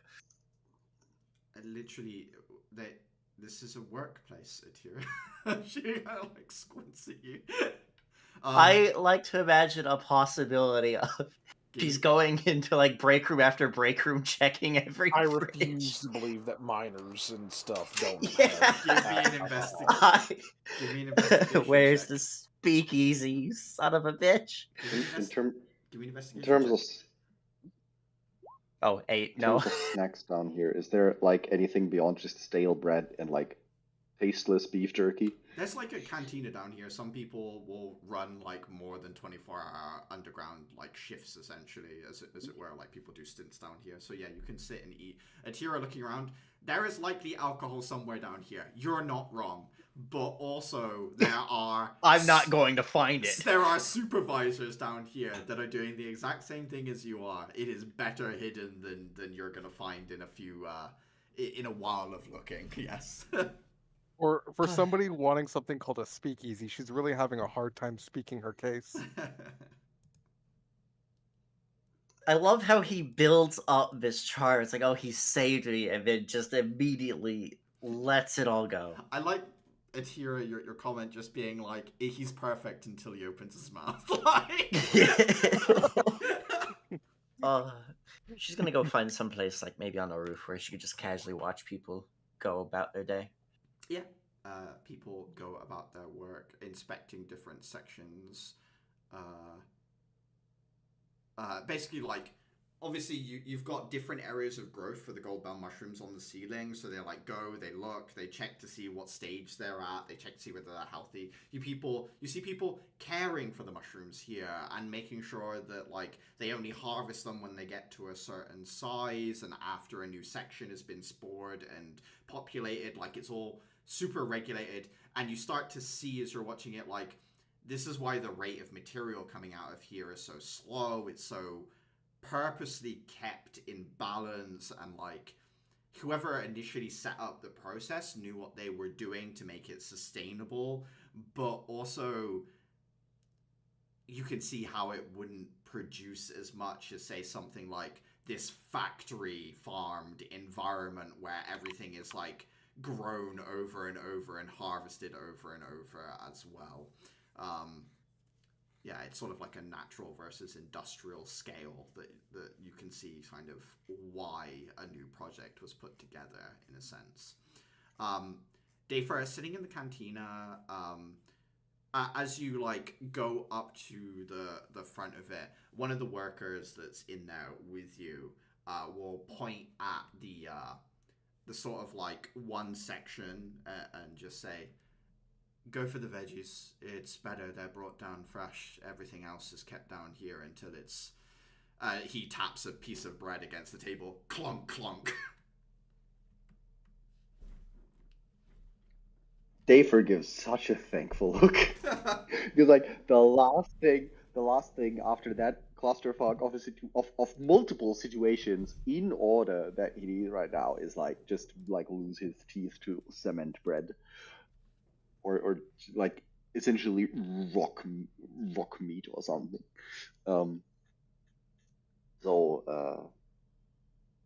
what like in terms of style of cuisine, is this like more just hearty stuff, or like what vibes You're in looking terms at of like cuisine does this have? boiled green vegetable, like boiled broccoli and other things like that, but they've been spiced Okay. after the fact. Like someone's thrown some like spices over the top of it, and then you've probably got some like sliced fried potato and things like that. Like it's a bunch of smaller things that's easy to cook en masse that aren't essentially a coherent meal, but you could put on a plate. I think that's probably the best way I could describe it.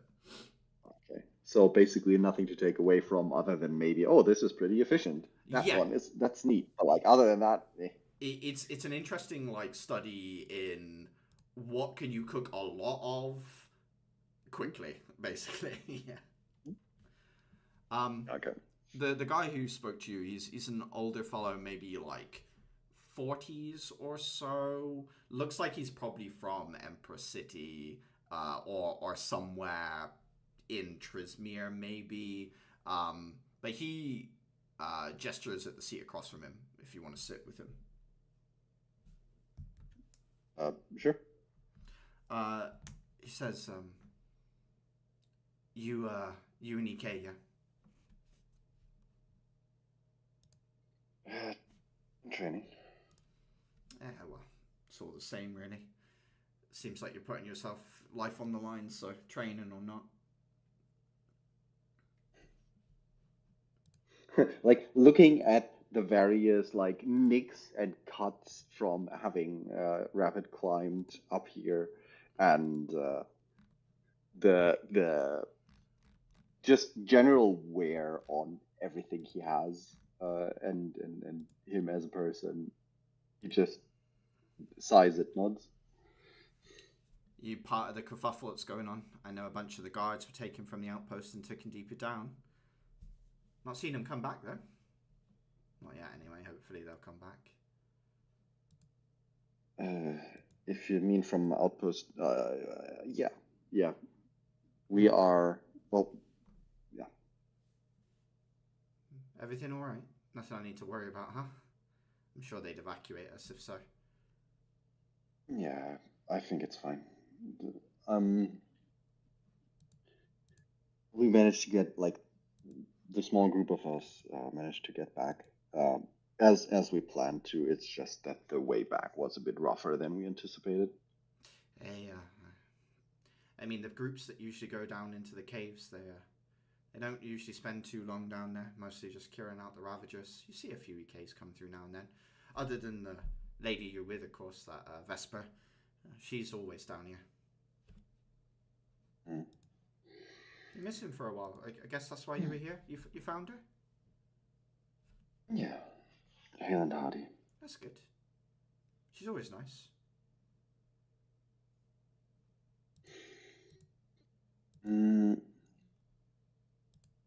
Sam, just a general vibe check. Yeah. Does this guy look like does this guy look like the general kind of person down here? And is he honestly just digging out of curiosity, or is he digging for info for potentially other purposes? Give me an insight check. Insight. Where is that in the list? That's up here. 8. Wow. The one thing I'll say is, once you said there isn't, you think it's okay, there isn't too much to worry about, his disposition changed quite a bit. So you think he was probably being nice to dig for like what was going on. So it wasn't like he didn't have a angle for talking to you, but now he is just being friendly is sort of the impression you're getting, Dafer. Yeah. Obviously he was looking out for himself at first. He just says, Lee, my name's Lee. Reaches across to give you a handshake. Shake the hand. Dafer. It's a Dulukop name, yeah? Yeah. Somewhere thereabouts. You were in the newspaper. Well, not you. Your sort of place, your home. Oh? I've not been in a while, so and I didn't really have access to the news over the last, I think, week or two. He looks over at a table nearby, kind of. He's half done with his food, but he points over there and says, "There's a few newspapers over there. We usually keep them for about a week, but yeah, today's is there. Pretty sure I saw Doodoo Cup on the front." Okay. I assume I'm still waiting for my food to be finished, so I'll just grab the newspaper. Yeah. Grabbing newspaper, just looking at the front page, or like flicking through, or what's First, looking at the front page to just see like what strikes me, and if it's interesting, I'll read deeper into it. The headline is Crysthalm seed stolen from Dulukop warehouse, just in huge black print.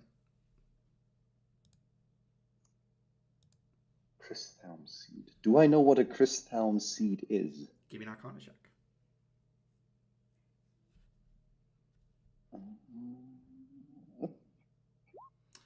So, obviously, Crysthalm, huge pillar of crystal in the middle of the city, and like sections of it are pruned off. So you've got your branches, your twigs, and all those different sizes. A Crysthalm seed is a very rare kind of growth, usually mined from deeper underneath the crystal, so like the actual strip mining section, not the pruning kind of sky ships. But it is the core component in making a marquee field reactor. So like all the reactors that power the dome over the top of the city, this is like what goes at the very center that allows the marquee field to be projected to keep the miasma away. So it's very valuable, very rare. Mm-hmm.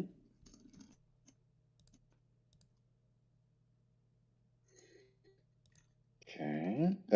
But like when you say very valuable, very rare, on what scale are we talking about? Like, it's a house worth of rare, or this is the equivalent of an aircraft carrier. In terms of value, I don't even think airships are on the same scale. Like, so Empress City has like maybe 30 or so generators across all of the city. So this is worth it's worth clearing a space equal to the size of the district that your academy is in. Like it's living space. That's how valuable it is. Jesus Christ. For clarification, Mm-hmm. Warehouse in Dulacop or warehouse in city assigned to? Reading further into the newspaper a day for it's like in the region that is controlled by the Mountain of Dulacop, it's actually closer to where your home settlement is, although it's not a region you would have ever been to. It's like the other side of the track, but it's like a depot that is used to hold goods that are exchanged between the city. So like this is where like the amber and stuff would be stored before it's moved on to the city. So it's like a major military warehouse. But it's not on the mountain. It's in the region controlled by. This reeks. Okay.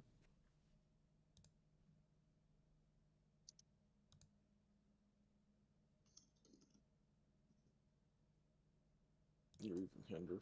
You must be stopped. So yeah, that seems to be what the front page is talking about. In that case, I'd take it with me to the table where I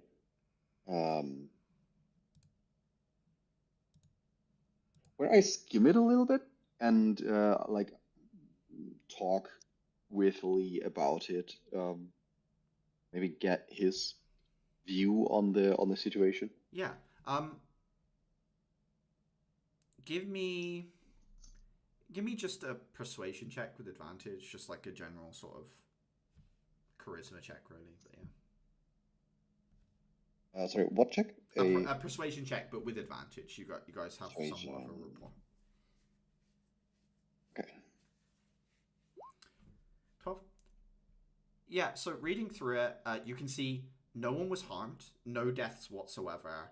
Um, the odd thing is, so the newspaper talks about it being a gift to the Stark Assembly, like the government of Dulukop from the city, but it wasn't formally announced in order to keep it secret. So the only people that were supposed to know were judges and high-ranking EKs that were involved in it being moved in the first place. So the fact that it's gone missing is being viewed with like extreme suspicion, and there's a lot of public calls for investigation into different judges, especially into the judge that was like the judge that's in charge of not was it like external affairs, basically like someone who's in charge of like liaising with ambassadors in other regions around Empress City. So like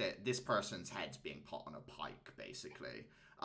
Despite the fact, as you're reading through it, Dayfer, you can't see any mention that they were actually really involved in this whatsoever. There's no talk of who organized it. It seems like this person who's supposed to be in charge of all this stuff didn't know it was going on, and yet they're being scapegoated in the paper.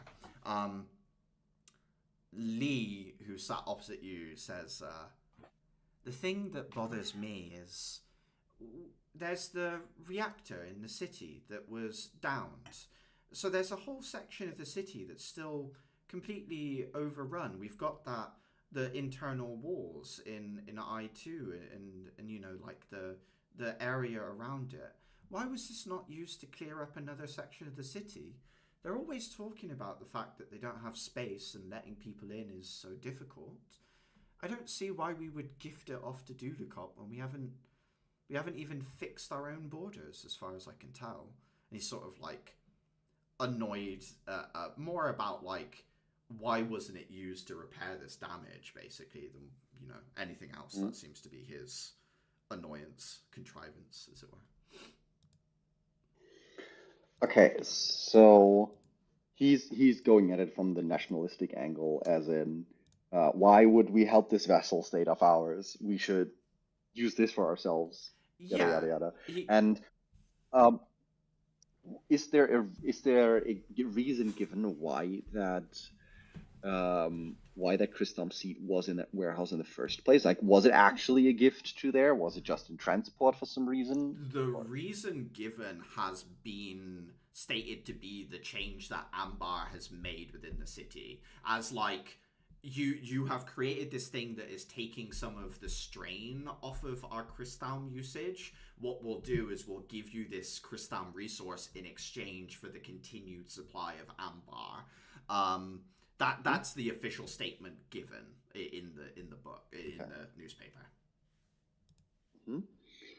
Which is also one that, like, apparently we all have some level of media literacy, so we are keenly aware that this thing is trying to manufacture consent into a specific direction. Yeah, I would say, Dayfer, looking at it, you can tell that the writer of this article definitely has an agenda here.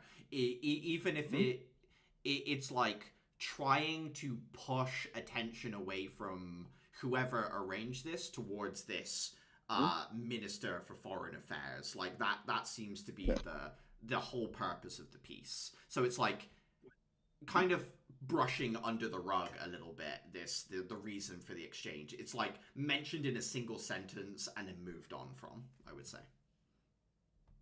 Okay.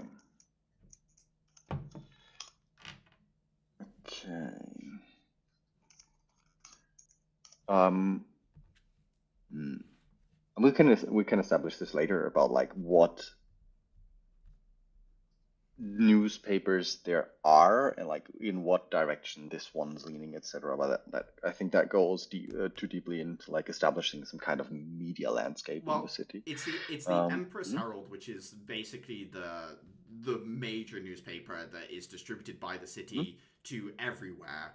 And the Empress Herald really swings from one side to the other depending on who's writing the article. By and large, it is pro-Empress City, but there are some writers that question, shall we say, the motives of the city. That's what Hmm? you're looking at. Hmm.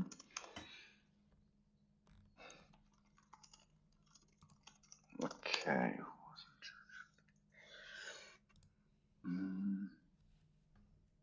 I think on.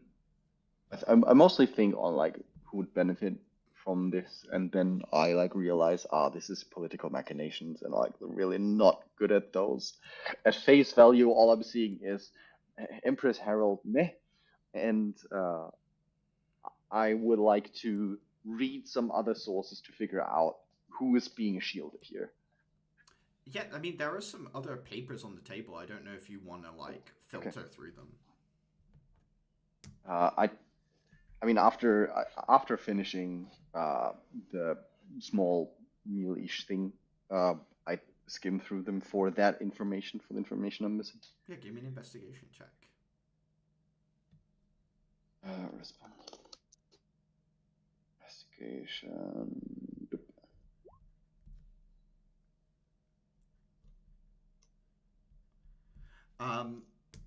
There are a few other newspapers here. Some of them do cover the event. Most of them put it further back in the paper. What interests you, that catches your attention, is that on some of these other papers, the front page article reads, "Ambassadors to visit city from Northern Empire for the first time in 100 years." 1 second. Ambassador to visit Empress City. Which ambassador? Ambassadors from the Isolationist Empire, the Central Empire, all the way in the north. The ones that have like the dreadnoughts and warships. Those ones. Mm-hmm. But that's not mentioned in the Empress City, Empress Herald newspaper at all. Mm. Mm. Okay, but like that's just a seemingly unrelated article. If they're actually unrelated, we'll figure out in the future, I guess. Yeah, But I guess from... Give me an insight check again, Dafer. Give me another insight. okay.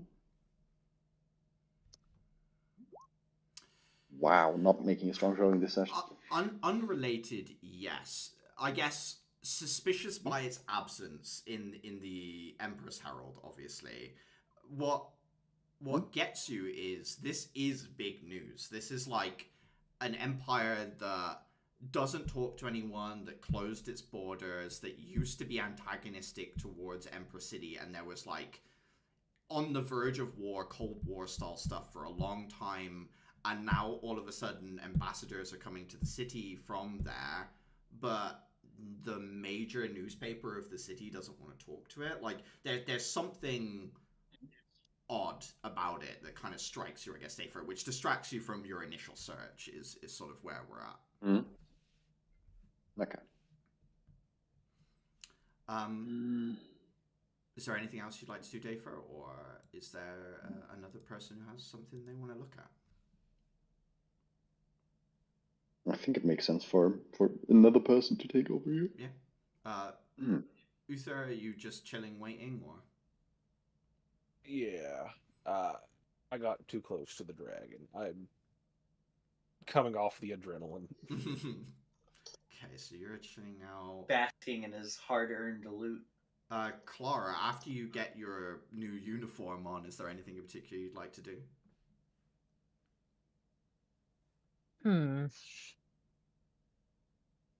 What is there around here? Like, I know we did a little bit of exploring, like went to a casino or whatever.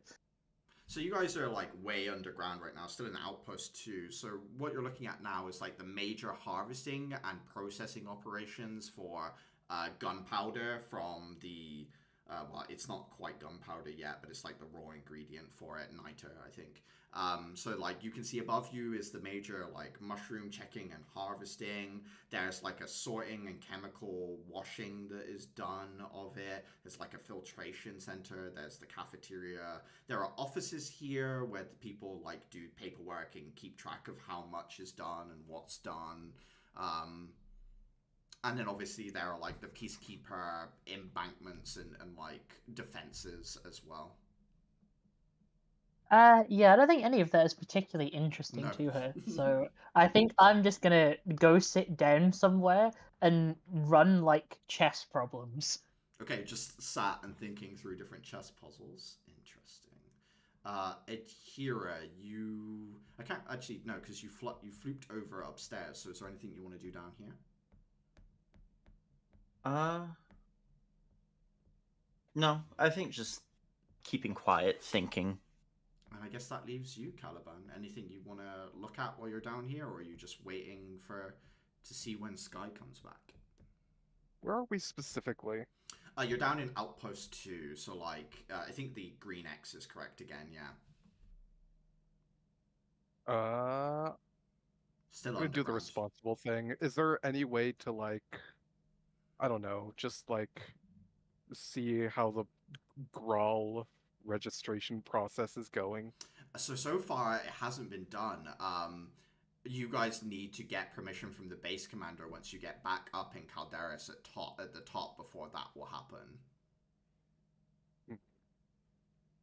Is there any way to expedite this process? You can talk to the peacekeepers here about the Grawl, like one of the guards or something like that, if you wanted to, Caliban.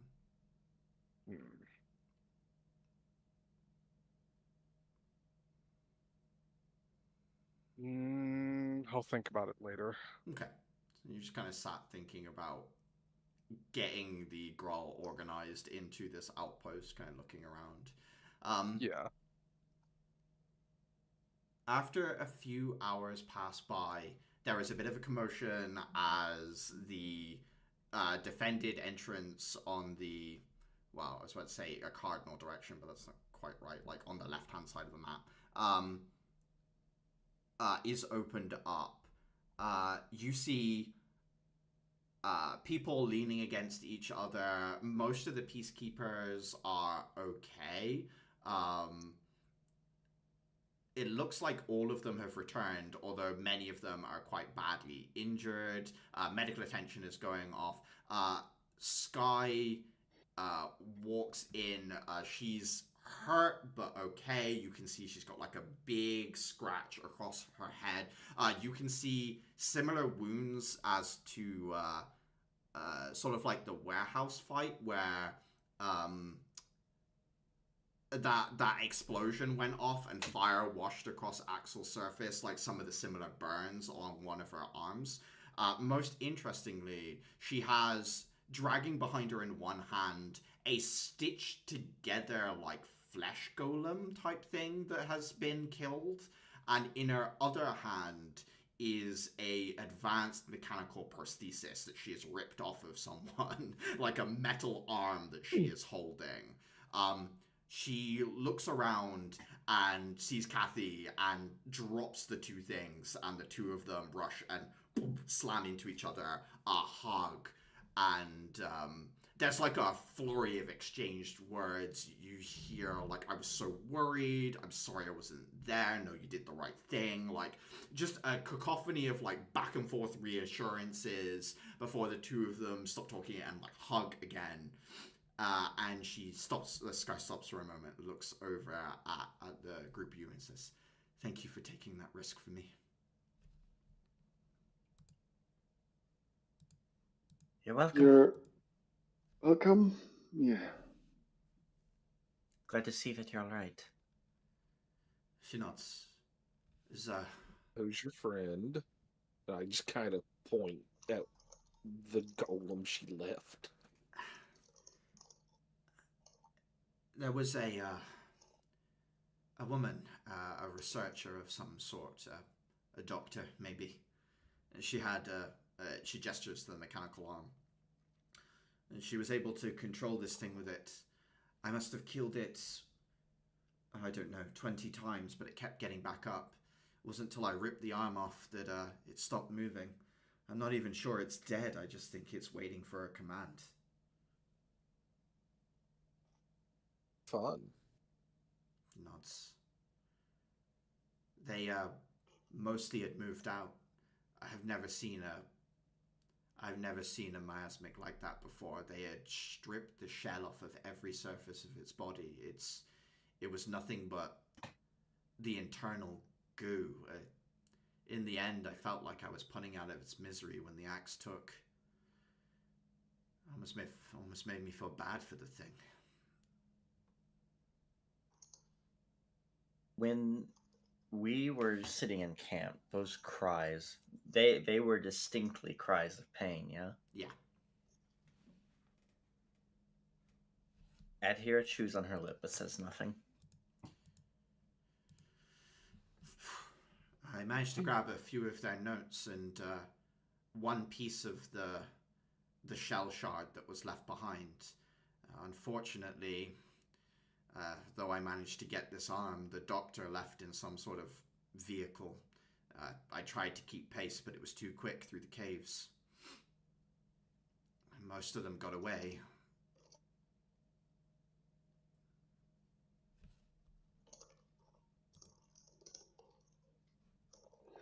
Well, I mean, can't have everything.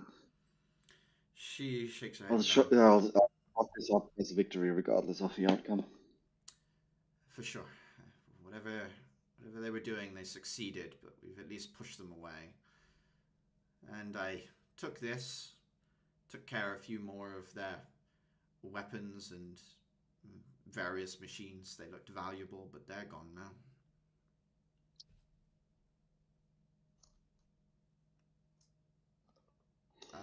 She takes the divergent shell piece. It's like a flat,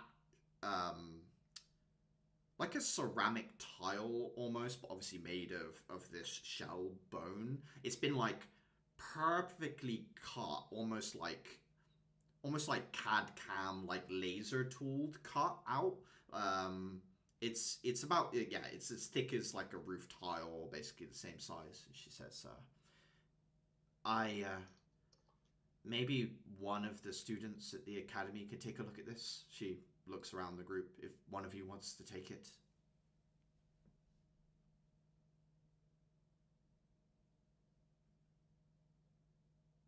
I will hand Sure. it off to Clara.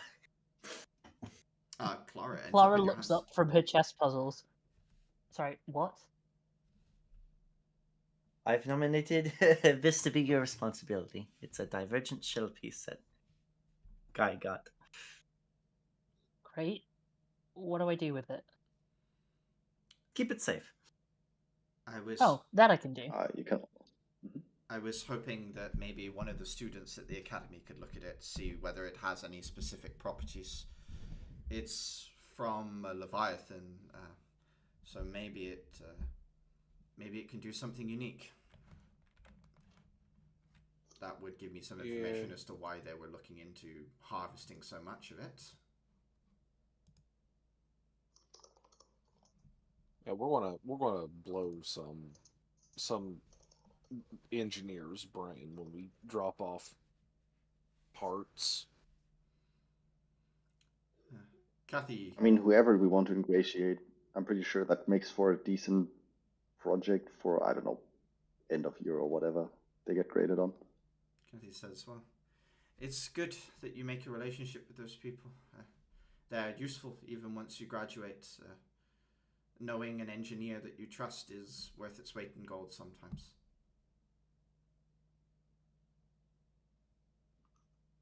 Dafer nods sagely at that remark. I didn't exactly design my own guns, so... You didn't? Me? No, certainly not. Oh. More of an artist than a gunsmith.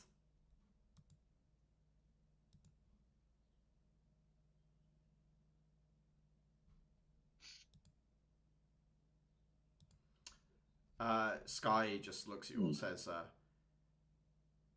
should we go see the sun? Yes, ma'am. I'll take that order. No need to repeat it. Let's go.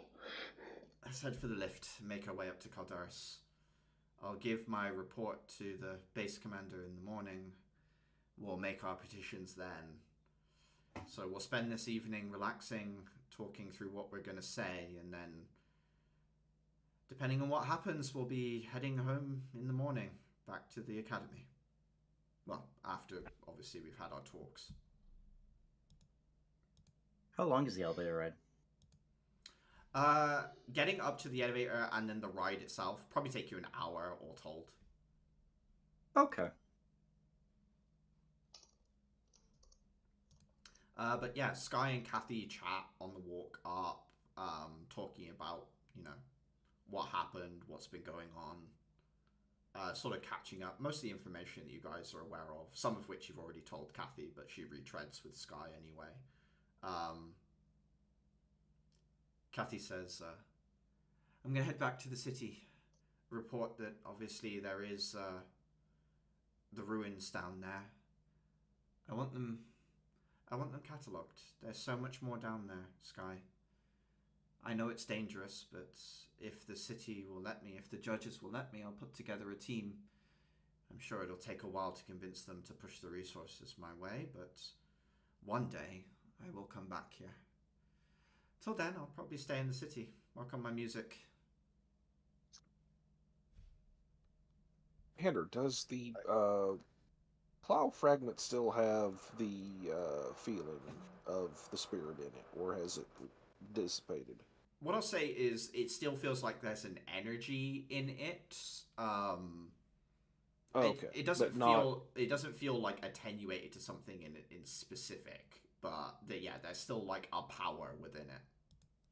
Do I have reason to suspect that the problem is gone, or is it just went home? I think. Give me an Arcana check.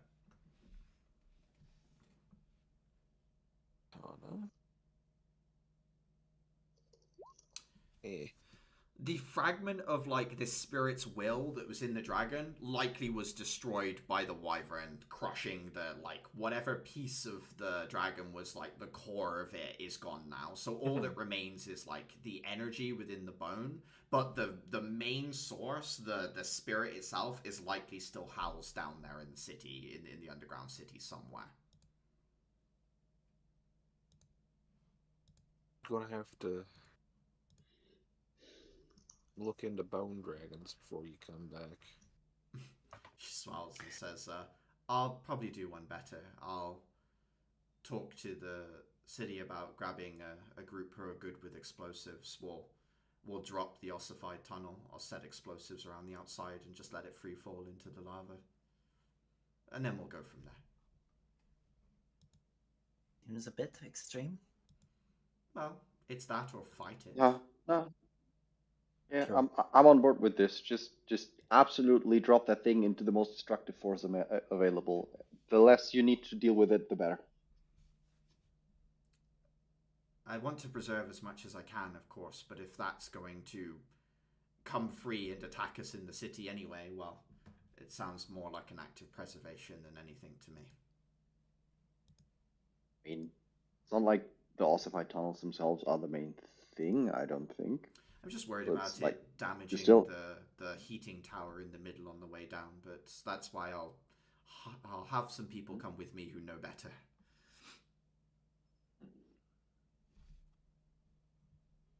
I mean, even after those drop, there's still, I don't know, dozens of those damn golems littered around the city. She nods, but I'll bring plenty of other EK with me, if the city, well, when the city allows it. Could be years, but I'll get it done.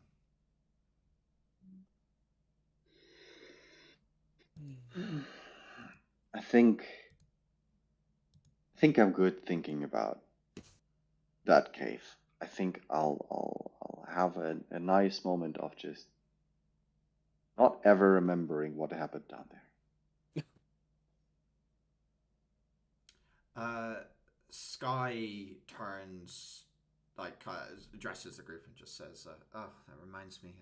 One of the peacekeepers mentioned the agent that was bonded to that spirit that we captured down the tunnels has been put in a prison up here and is ready to be questioned. They've requested that an investigator come from the city, and they're on their way. They'll be here by the morning to question them. but we've been told that we're entitled to be there as well. I think I'll sit in purely just to watch in order to make sure everything's above board and see if the questions are asked and answered, as it were. I don't know if anyone else wants to come with me. We're allowed to ask things as well if we wish, but it's not my specific area of expertise. I'll trust whichever investigator comes to that mostly. I was I'd about like to to ask, go. do we know which investigator it was going to be? I wasn't told, just that one was requested. But yes, Clara, you can come with me to the interrogation. I'm going to Like, keep my That's not distance from up him. my... Yeah, this is not up my alley. I'm fine with... Actually, Vera, I believe there was a really nice snack stand that I think Calder Jellies is what it's called. We can check I'd that be one down out. to party tonight. I mean, I do have business in the morning, but I think me and you have earned a little reprieve. Yeah. I'm on board. Yeah, here's staying as far away from Envy as possible. Not just because, he's a jerk, but she doesn't want to reveal any of her hand to him in case he gets word back to whoever he works for.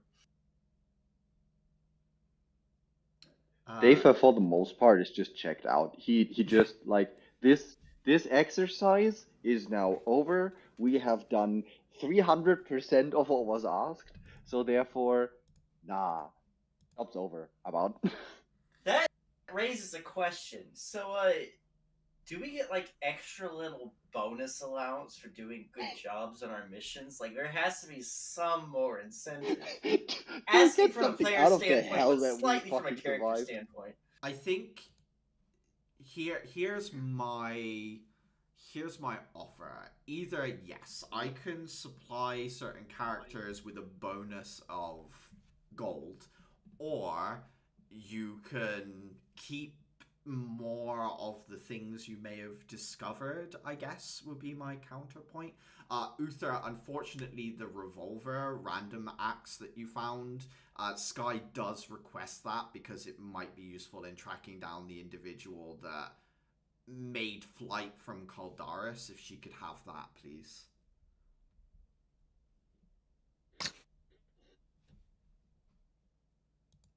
Could have shot the dragon with it. No, it would have just buffed the dragon. Could have shot the wyvern with it. That would have been sick. Probably would have shot pissed me me. off though. Sky will mention it might get returned to you. It's just that whatever investigator is going to go after this individual, maybe they can find some way of linking it to them. I don't know. Yeah, fine. How much are the local gun prices? I gave mine to the little fellas in the cave. She thinks and says, well, I think there are a few people that manufacture them here. Kathy kind of lies back on the elevator looking up at the slowly approaching sky above and just says, the guy who designed my guns is in Calderis if you want to stop by him. Sure, I might do that. I like having an option that isn't just, and I'll just tap the end of my sword sheath on the elevator floor. Tink. Kathy says, I can show you the way when we get up. I need to stop by and pick up some replacements for certain things anyway.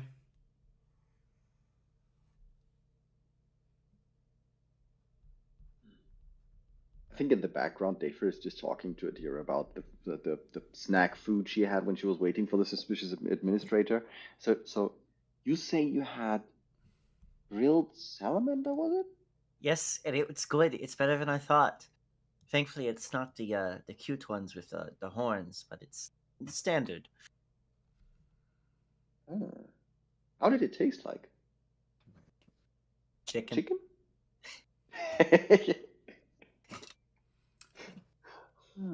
Yeah. Everybody says everything tastes like chicken. I don't buy Yeah, that. I don't buy that. Kathy looks over at you, Caliban, and says, you wanted to lend your name to my petition on the growl, right? Yes.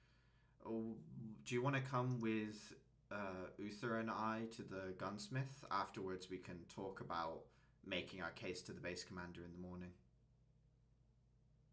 Alrighty. And Sky will look at you, Adhira, and say, and you wanted to try and get access to the engineering project, is that right? That is correct. We have two avenues we can take. One is we petition the base commander, but it sounds to me like the base commander has been trying to get down there himself and has been denied. The other is... Charge of this.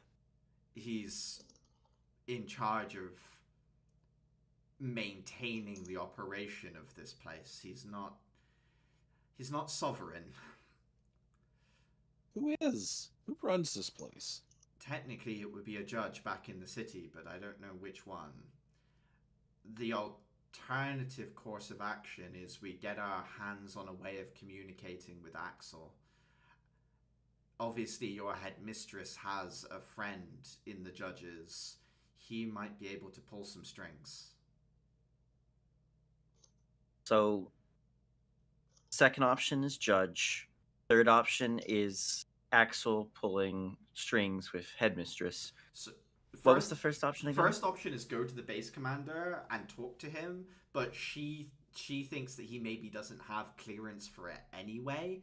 The other option is to go above his head, basically. Mm-hmm. That he might be thankful for, because like she said, he's been trying to get some sort of information about what's going on down there. I think Adhira weighing the options and not being as completely skilled in sort of thinking these things out asks, can we go for 2 but have 3 in our back pocket? Just get word out to Axel anyways? You want to talk to him, but get in contact with Axel and say... The issue is it will take time. We don't have much time here. I'm already holding you here longer than your academy wants. I'm going to have to endure a great deal of scrutiny when we get back already. I'm reticent to push ourselves for time. And 2 will probably be the quickest. If we can just find a judge. I just mean that it'd be easier to get the ball rolling. By the time the final domino drops, we might not be here.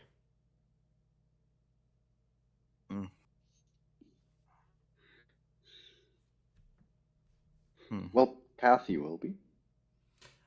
Kathy nods and says, yeah, I'll be around, or maybe not. Well, I mean, I can leave with you. It's important that I see him face to face. Skyford's about him? Do you mean the base commander, or do you mean what's down there? The head engineer, yes. Okay. She nods. In which case, it sounds like Axel is our safest path to make sure it does happen. Okay. I trust your judgment. She nods. No matter what, we're poking our noses into something that the city probably doesn't want us to, but... It's our specialty, honestly. You're too young for a specialty, too early in your career. I was about I to don't say, think is so. it? I feel like this is the first time. I don't know. I think I'm doing pretty good in my specialty so far. I feel like we're very distinct. She puts her hand up and says, I didn't mean it in an offensive way. I guess I had trouble with the wording more than anything. The lift enters into bright sky. There is a city here, alive and well, completely unaware of the horrors that is an hour below their place of residence where they wake up eat and go about their life. Oh, that's the wrong one.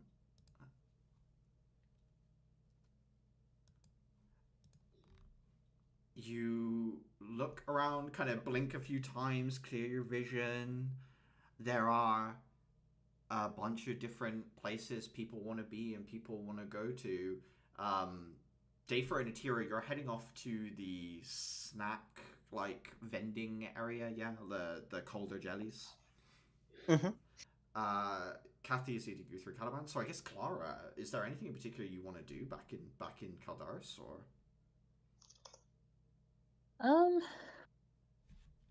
No, not that I can think of. I don't know what. Oh, Sky's going to head to the main office to try and find a way of getting a sending back to the city. If you want to come with her, Clara. Oh yeah, that's a good idea. I'll that's my path then. Okay, all right. In which case, Sky will take you off towards the main fortification on the edge of the city. Uther, Caliban, Kathy walking through the streets. Immediately, people start saying, greeting her. It's a shock to see her. Surprised. A few people rush, give her a hug. She has basically, it's the slowest trip across the city you guys have had, because she stops every 10 steps to have a chat with people who thought she was dead, people who thought she had just left, catching up with them briefly, talking to them, continuing on. Local celebrity. You also notice, of course, she opens up a sort of wide parasol umbrella, puts on these thick sunglasses as she's walking through the city during the day. So, but people seem to be somewhat used to her acting in this way as she's walking along. She looks at you and says, I guess it's hard not to become a celebrity when you're the only EK that sticks around. Fair enough.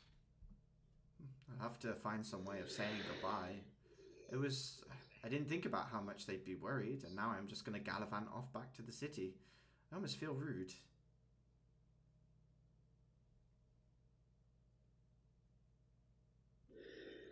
I mean... Oh, sorry, Dave, you're off with Atira, so it would just be Uther and Caliban with her. She leads you guys kind of up to another tier of the city, kind of near the area where the casino and stuff is. You can see that she kind of is absorbing the atmosphere and says, ooh, things are still kind of tense here, huh? Yeah, the mine foreman has vanished. She nods. He was well liked. From what you've said, that seems to be more of an act. Yeah, he's playing at least two sides. She leads you to, from the outside, what just looks to be someone's home. There's no sign up saying that they make weapons. It doesn't look like a shop or anything. She knocks on the door, and after a little bit, the door opens up. A old guy, big handlebar mustache, bleached white by age. No beard, just the mustache. Kind of hunched and older, furrowed brow, bushy eyebrows. Looks up at her and says, how long were you going to make me hold on to all these bullets and things you have me do, Kathy? She just says, well, I didn't mean to leave you like this. I got kind of stuck. He grumbles and just says, stuck. Like that's my problem.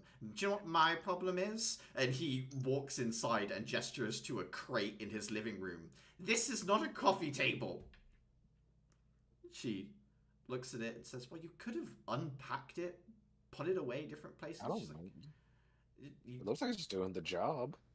He there's like a coffee ring stain on the top of it. And he says, "Well, you've got to make do with what you. Who are these?" Like, he kind of suddenly realizes that there are two other people here. She says, "This is a potential other customer." He says, "Other bother, more like."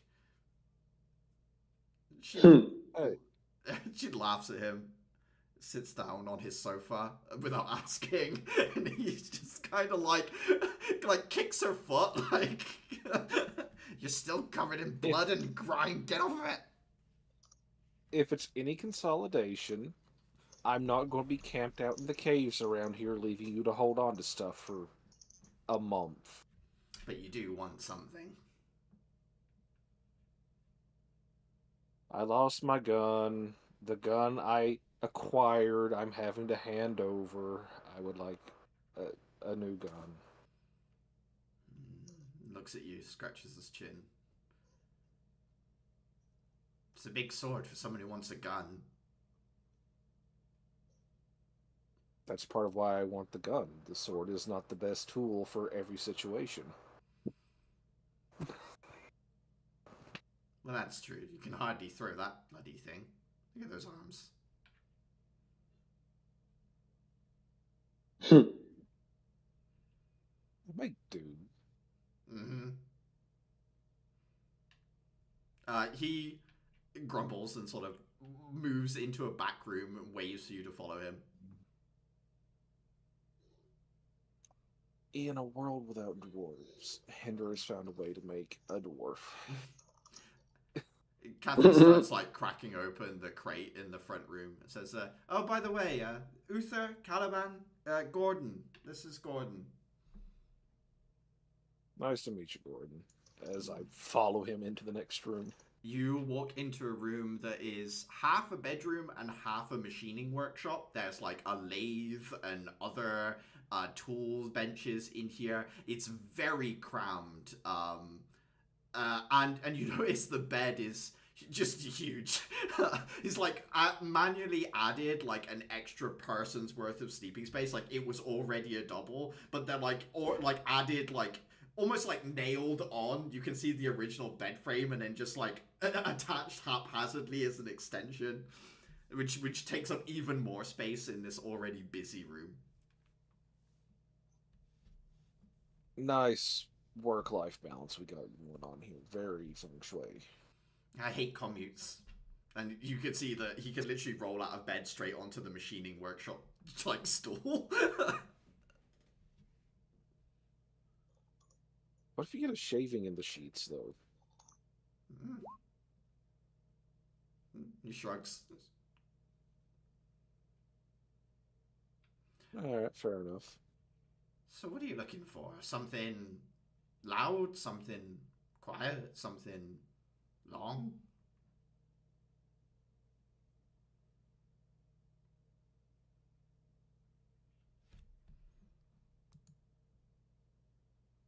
Something in Hello? between quiet and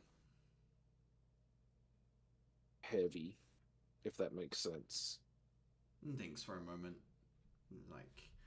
He opens up a drawer underneath one of these workshop tables. It is it just seems to keep coming as he walks backwards to the point where he gets up on his bed to keep pulling it out, and it's filled with well-made long rifles, some of which are sawn off at a certain point. So he's got sawn off kind of like an M1 Garand looking thing, but sawn off, and other bits and pieces like that as well in there. I'll give you the surname, although you don't technically have it. It's that.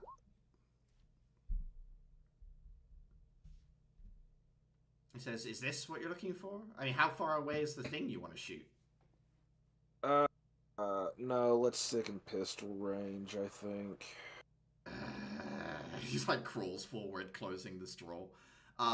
He goes over to a floorboard in the ground, which he pries up and then slides out a box. Thinks for a moment. He's like, "When's my birthday?" Oh yeah, and then twists the dial around, unlocks it, opens it up. There are some revolver type guns in here. There's also some more like holdout, slip in, easy to hide guns. And then he stops for a moment. He says, "You know, if you can really swing that sword, there is something you might be interested in." Oh boy. He leaves the box open for you to look at. In the meantime, he walks over to a wall, lifts up a portrait of himself, much younger version of himself, and behind it is a safe. He opens it up and pulls out something that looks akin to more like a Desert Eagle looking pistol. Big, heavy block. No. Like, big, heavy block of metal.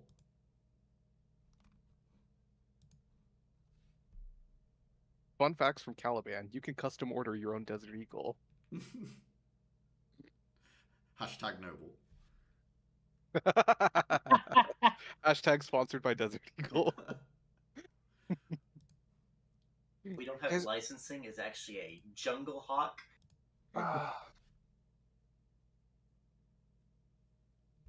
First an eagle, now a hawk too. Now, Stop. this thing. Where's the desert pigeon? This thing definitely has some kick. Mhm. You pull this trigger, both you and the thing you're firing at, it's gonna hurt.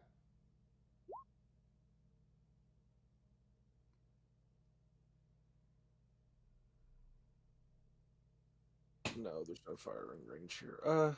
Can I hold it? Of course you can. Hands it over to you. Yeah, how does it feel? Besides, like a brick, because it's a fucking desert eagle. It is a pistol, but it is two-handed as a weapon. It is, however, a D12.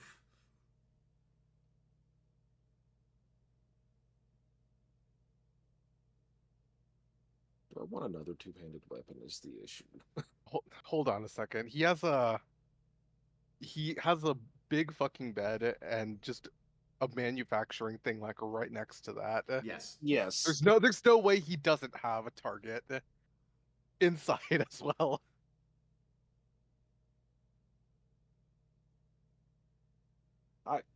I don't even want to know the noise complaint that would happen if we fired something off in this house. The neighbors are deaf. That's why I moved here.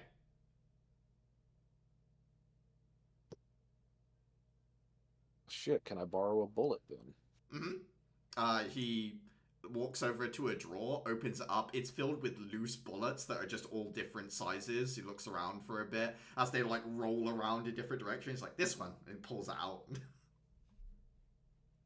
I'll load it and check the weight and what do you want me to aim at? He kind of opens up a door into a back garden area. You can see that there is a section of rock that kind of juts up. If you think you're on top of a plateau, right there, there's a section of rock. You can see where a bunch of people have already shot bullets into this rock. It's like peppered with holes. I assume this is your traditional dex-based gun. It is a dex-based gun, yeah. Do you want to give me an attack roll? It's a D12 if it hits damage die.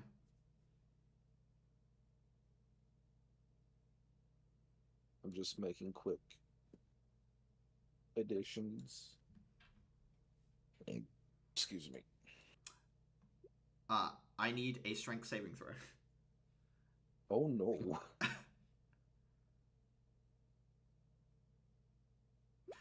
The attack is at disadvantage, so go ahead and roll again.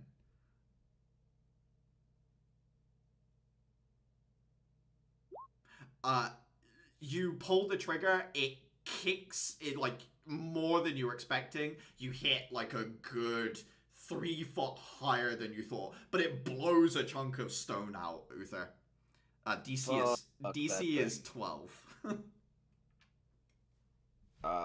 That is a very cool gun. I'm sure it'll make someone very happy one day. No. What? Thank you. He smiles and gives you a thumbs up. You like it? I like it. It's not for me. Nah, get rid of it one day. He kind of takes it and puts it back. What would you like? I don't know, buddy. We may just have to put that in the coffin with you.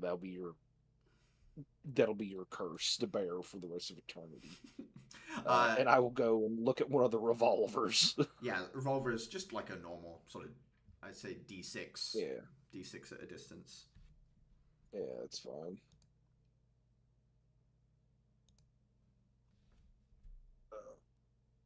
I'll pick one of those up.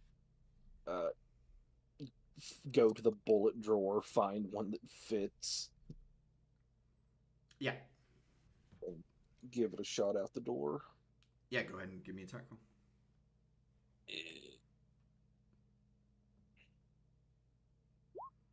10. Yeah, shoots as you expect. Impacts into the Doesn't break my wrist. Doesn't break your wrist. It reminds you. It actually give me an insight check. Insight. Damn. Okay. It feels suspiciously familiar to you, but you can't quite put a finger on what it feels like. Okay. Something to think on later, then, I guess. Heads back into the living room. Kathy has pulled out like a series of different special ammos and things like that she collects for her weapons, as well as like an attached sight for the top of her pistols and other bits and things like bits of pieces like that. She says, "Hey, Gordon, you can finally get rid of it." Yeah. When do you want your next one? Kathy shrugs and says, "Actually, I'm heading back to the city." He frowns and looks up at her and says, "Oh, what about the caves? What about the city? What about the ruins?" She says, "I found them. I can't believe I didn't mention that. Sorry, it's been chaos, but yes, found them. Gonna report back. I was right." He smiles and just says, "Always nice to see good work vindicated."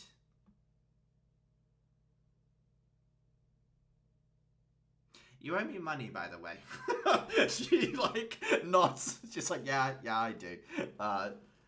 She just says, "I don't have it on me, but I think Sky said most of my stuff was still at the inn, so I'll drop it off before I leave." She says, What's not at the inn's in our train? In which case, I'll still drop it off some point tomorrow. You better. I make guns. What's the damage for this? He shakes his hand and says, "I just need them out of the house. I'm trying to get out of this business. Having weapons, sequestered everywhere. I'd like the room in my bed, in my bedroom." Thank you. You're welcome. Do you want some special bullets? I mean, I will never say no to cool things. That'll make my job so much easier. He goes and grabs a roll of, like a set of quick load 6 bullets for reloading a revolver. They are kind of like a weird purplish color with a green liquid that runs through the middle of them. Like the metal is like purplish as he hands them to you. And this is Ectoplasm from a ghost.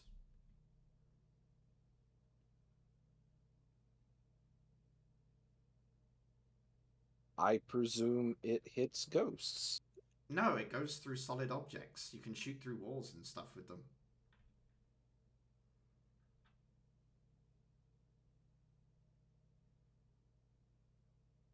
There is like a half second of just the most evil grin that goes away.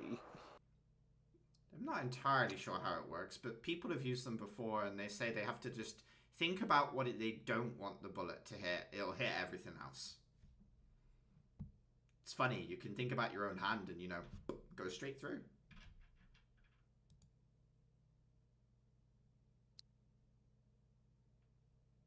I can get in so much trouble with this.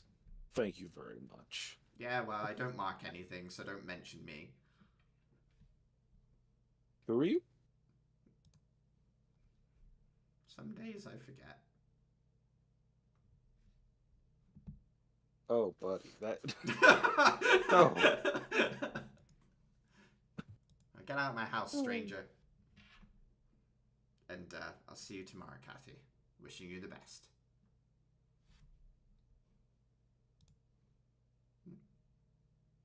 You guys leave. Kathy says, Yeah. odd guy. I do think that there are probably shavings in that bed, and the fumes have probably driven him a little mad, but he never accepts Yeah, that. I asked him about the shaving situation. Yeah, I heard. Yeah, no. You'll have to bury that monster in the safe with him. No mortal will. No, fuck that thing. She laughs and says, I'm sure it's someone's perfect gun. I just, Sky never wanted to use the things. Old people thing, I think. My wrist still hurts.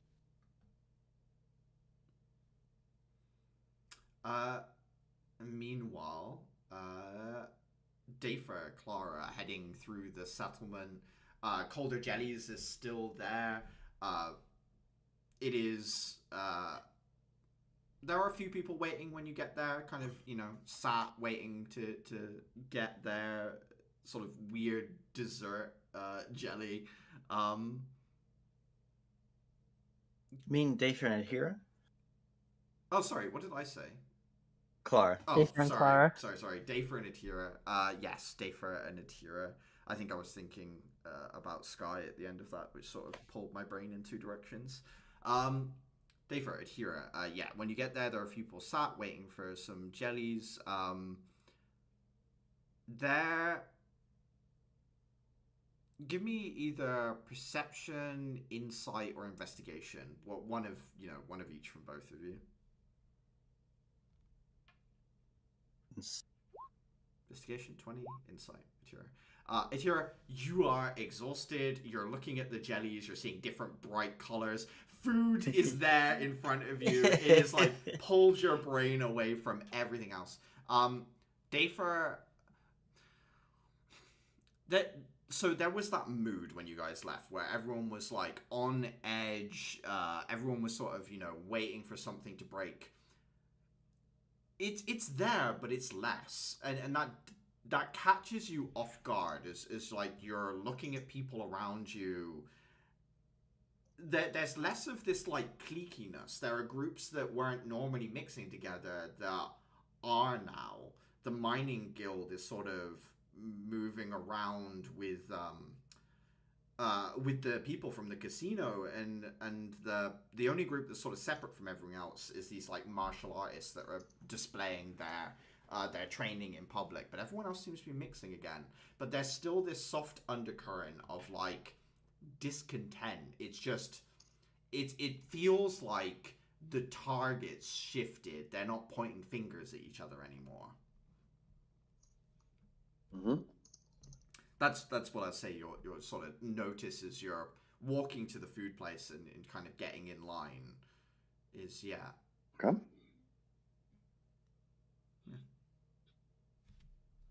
Hmm. What kind of jellies are you gonna get? I actually have. Actually, let me think. Do I remember what kind of jellies they sell? David will likely get some kind of exotic flavor. I think maybe more on the spicy side of it exists. Yeah, so there are spicier ones. They kind of vary from sweet to savory as well. All of them are like a very bright primary color, and they are listed on the food menu as the red one, the green one, the yellow one, the blue one. Like, there's no description as to like what actually goes into the food. Although you've seen some people describe the red one as being spicy, and so on and so forth. Mm-hmm. Got to train my tolerance to spicy food, as we have established. I currently have a tolerance of spicy food at around paprika is spicy, which is something. That dudicot weakness. I'm absolutely getting the bright pastel colors and whatever is touted as spicy because I am just simply built different. So you're getting a pink one and a red one. Yeah, Okay. these are my favorite Starburst flavors. They come in like a cone, and it's like perfectly split down the middle. So there's like a pink side and a red side. Think like ice cream cone filled with jelly. All the way down is like a split like jelly substrate is probably what is the word I'll use. And you get a little spoon thing with it, obviously, little wooden spoon. I guess I drag Dayfer out towards somewhere where we can see like a bunch of the town, get like some cool air on us, treat ourselves. Yeah, there's I think pride Dayfer of would place. get red and blue. There is a shaded area that kind of overlooks the cauldron, this big central water source that kind of leads down and is the reason there's all the like dripping through the pillory and everything else like that. There's a bunch of other people sitting, enjoying the day. There's a cool breeze that runs through across the tops of the buildings. You can see it coming because this still lake-like water in front of you suddenly picks up waves along the top, and you can see the direction of the wind as the waves form and they kind of rush towards you, and you get that fresh breeze that billows your hair and the fabric of your clothes back. The pink one is like a sweet but kind of like flower petal taste, like a rose water sort of taste to it. The red one just tastes like chili heat wave Doritos. Is it? Oh is god, it so good actually, spice? 1 second. It's like Let's if you figure eat out if Dayfer's died. if you eat a bunch of it at once, it has some spice to it. For you, Adhira, it's barely noticeable, I would say. A little disappointed, but can't complain. I would say Did we these. roll last time when I did check for spice? It'd be a con save, please. A con save. That's that button up there. Yeah. Whoa! Dayford, this isn't a different region altogether. That curry that was made for that party was, shall we say, authentic. This jelly has some spicing to it, but yeah, no, you're able to eat that fine. The blue side Dayford tastes kind of like a more like a bubblegum flavor, so you've got like a really weird mix. Like you've got like chili heatwave Doritos and like bubblegum jelly on the other side. It's a strange combination. I think after bite, like having the red ball is like, okay, I wanted spicy, I got spicy, nice. I'm into it. I have take like my first bite of the blue one, and my face just does a weird discombobulation as that just does not mix that at all. Like, mistakes were made. Adhira laughs at his expression and leans back, enjoying the nice breeze on her face for the first time in several days. More than a week, even. Says, you know, discounting the life or death situations we've had earlier, I'm really happy about the choices I've made for my life right now. I think this was a good career. I think mentally, I just want to leave the fact that the last 5 days or more, the last 5 opportunities we had to sleep, however many days that maps to, behind me mentally. Maybe learn something about looking out for spirits more and figuring out how to deal with them more effectively. But that's a workshop task for when we get back. And honestly, we shouldn't run into others like that one. It's big and No, scary, but go on. I'm not holding out hope.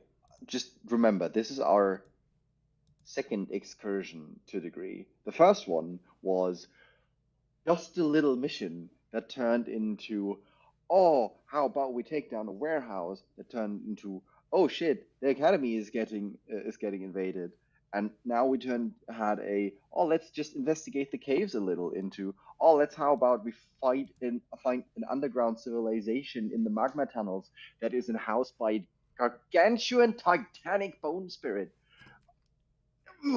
Dave rages a little bit at that, and then just calms down again as he mentions the boat spirit. I was like, I don't want to think about that. Shutting down. She considers this. That's actually a correct thought. Nothing has gone exactly as planned. I say What? the next mission we enter, we prepare to go south 3 times in various statements of catastrophic. Anything less, we're fucked. It could be worse. Yeah, I guess the Wyvern could have lost. That would have actually sucked a lot. Oh, I was building up to Rudolph could be here, but yeah, the Wyvern could have lost. Oh, God. What was your life like You know what? before this? I don't mind Rudolph too much. I do mind that he fucked up in regards to us, but it's not too bad beyond that. It's like you can work with it. He's very annoying. I wouldn't want him near me, but 20-foot minimum. Well, I wouldn't want him around near anyone that I care about. But yeah, I can. it's not I like can I hate get his that. guts. Axel did say whenever he's right about, or whenever he has a hunch about something, he's usually right. So he does his job well. We can just do our best to stay out of the way of his job. Yeah, I can see that one. I just don't like being in his crosshairs means being used. I don't like that. Well, not our problem now, thankfully. Yeah. I think I like focusing on the more immediate problem, trying to down this sweet jelly after I picked into the savory one earlier. Dafer, you look down to see a small frog wearing a knight costume, spoon in hand, and your cone devoid of jelly. The little bastard.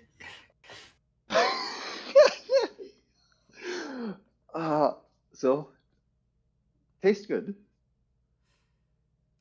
He looks up at you and says, I don't know what you're talking about. Long frog tongue, completely blue and purple. I give a very pointed look to the spoon that he's still holding in his hand with like leftovers of blue jelly on it. He looks at the spoon, looks at you, and says, it was okay. I slide my pink jelly over to Dafer. I mean, we can share that one. What does this one taste like?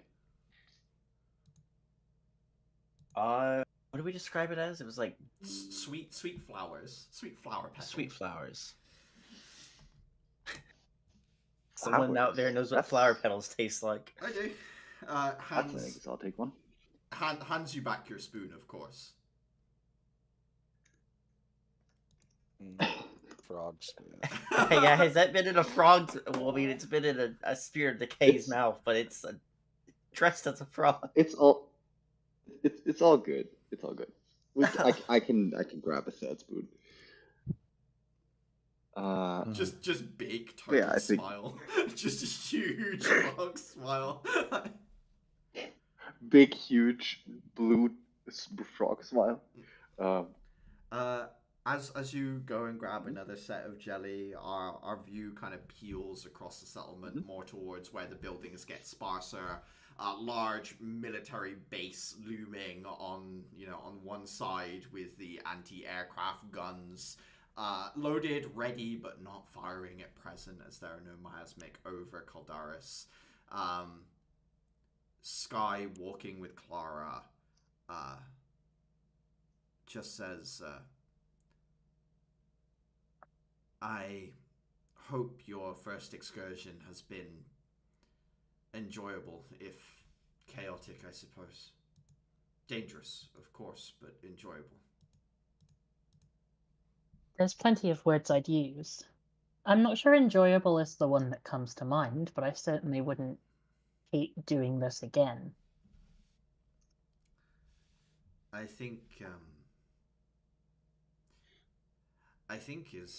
as an EK, you start to realize that underneath the surface of most of our world is something far more dangerous than we thought it would be. Some people react poorly to the curtain being pulled back, but I don't know. I felt like as I was traveling through the tunnels with your group, you took to it well. It's part of why I felt comfortable asking more of you. On a scale of 1 to 10, how usual is this for a first mission? Probably a 2. I mean, things can go awry. I will say your class was put together pretty late. They normally try and organize these things far in advance. Axel asked me if I was doing anything, so it just so happened that these things lined up. I didn't exactly expect things to go this way either. I didn't think we'd find Kathy, and I certainly didn't think we'd find whatever Sin was doing down there, but no. Why do you Sky, ask? can I ask you something? Yes, of course. Has Axel said anything else about us? I assume you don't mean in regards to your individual skill sets or teaching you.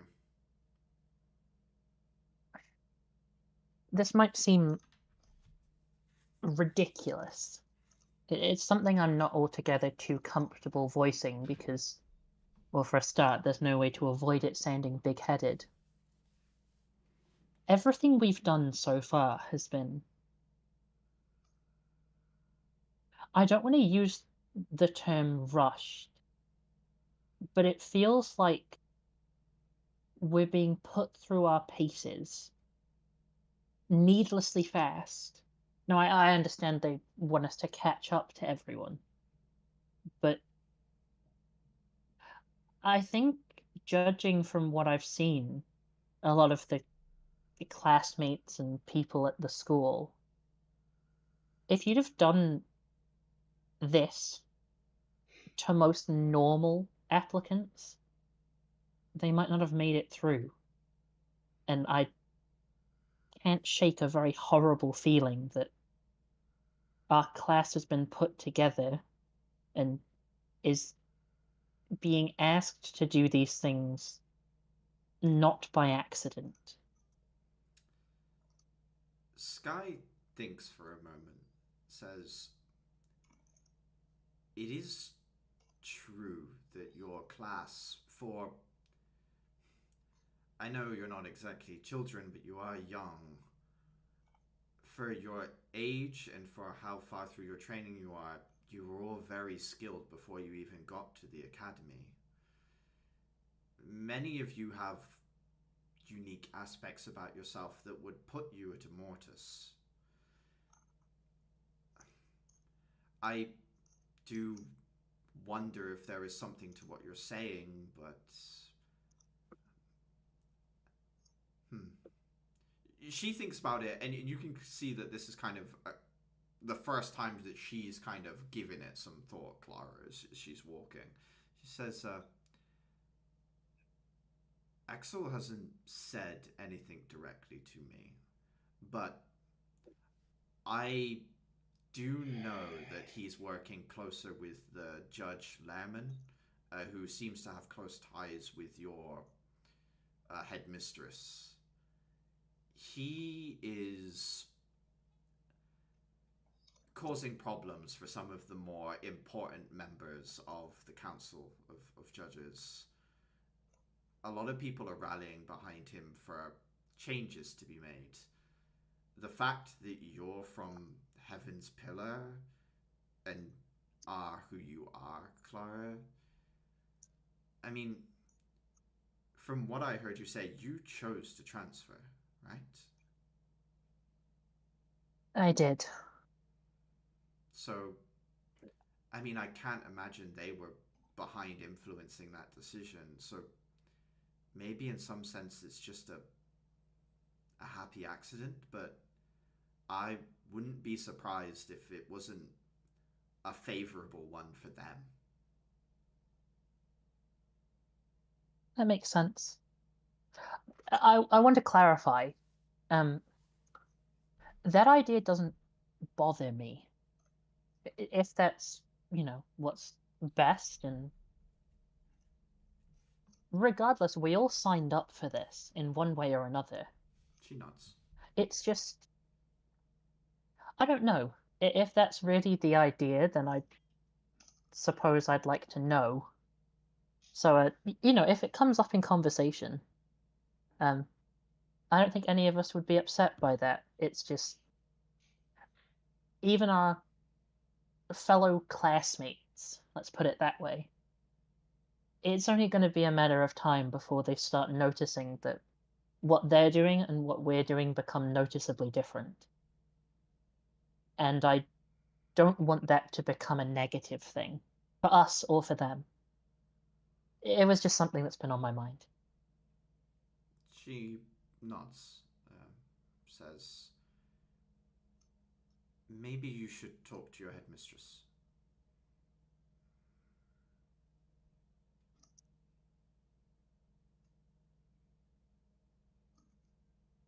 I'm sure she'd Maybe I'll do that. take you seriously, Clara. Not least because of your name, but because it's a well put together reasoning. If other classes are discouraged or whatever it might be, resent the differences that you think are starting to occur between you, then it won't be good for the academy, no matter what way you put it. I didn't go to East Academy, but I've worked with many of the EKs that graduated together. They stick together, they work together, and that's why they do well in the field.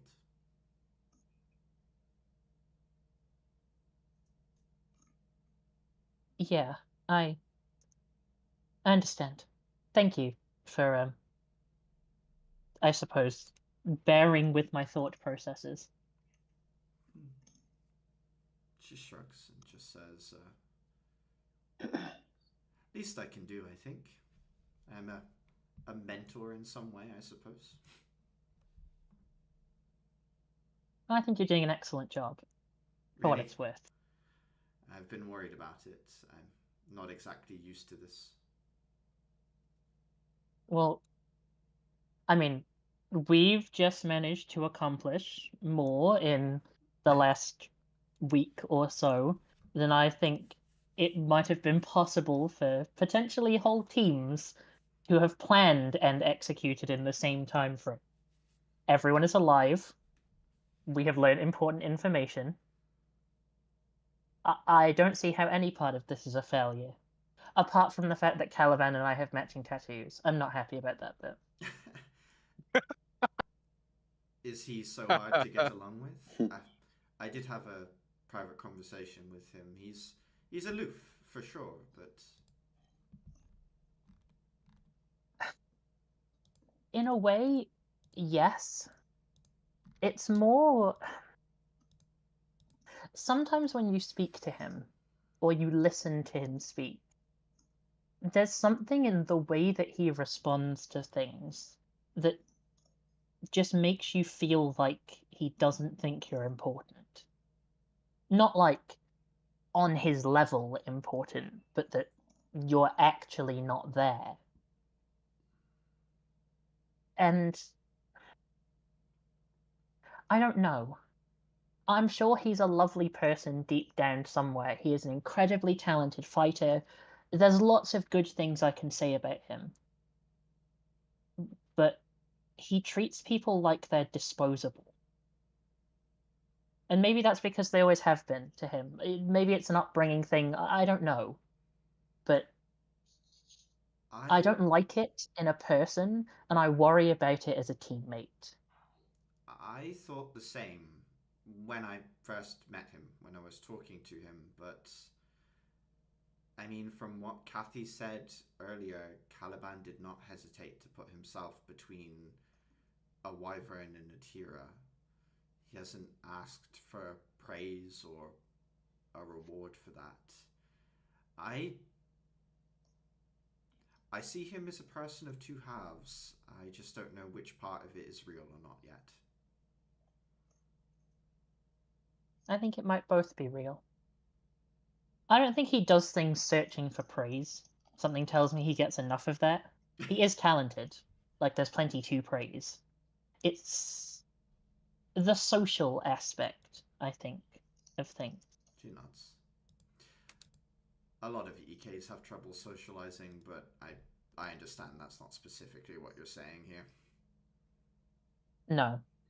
Honestly, it's less that I have matching tattoos with him, and more that, to be honest, Adhira's like frighteningly annoying about it. I think she thinks there's something there, and I don't know if that could be further from the truth where we currently are. I just don't want to give him more ammunition, and unfortunately, this was kind of out of my control. She chuckles and says, I'm sure that she's, I don't know. She's probably just looking for someone else to. She thinks for a moment. It says, from what I have heard, that perhaps she has found a relationship and she would like to not be the only person in such a situation, so that she might talk on an equal level. I don't think it's about you and Caliban. I think it's about not feeling alone in her situation, so that she can talk about it. Maybe.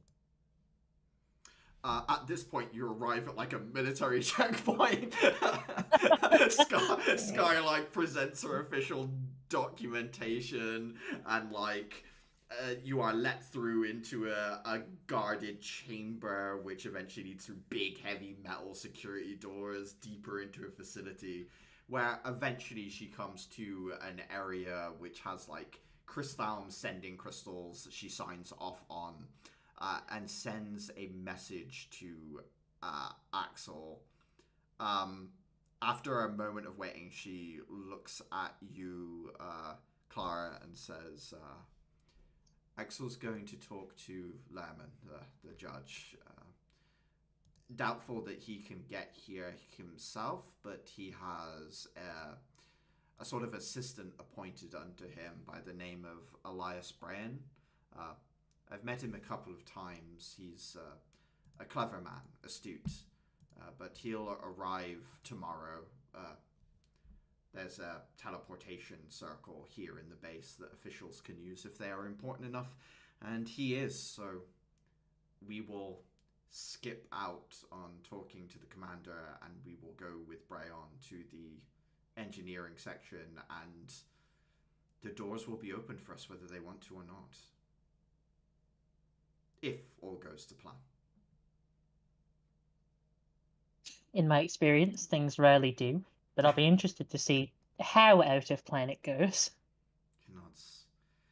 It would be nice to work out who the investigator is coming for the questioning tomorrow, whether I know their name or not.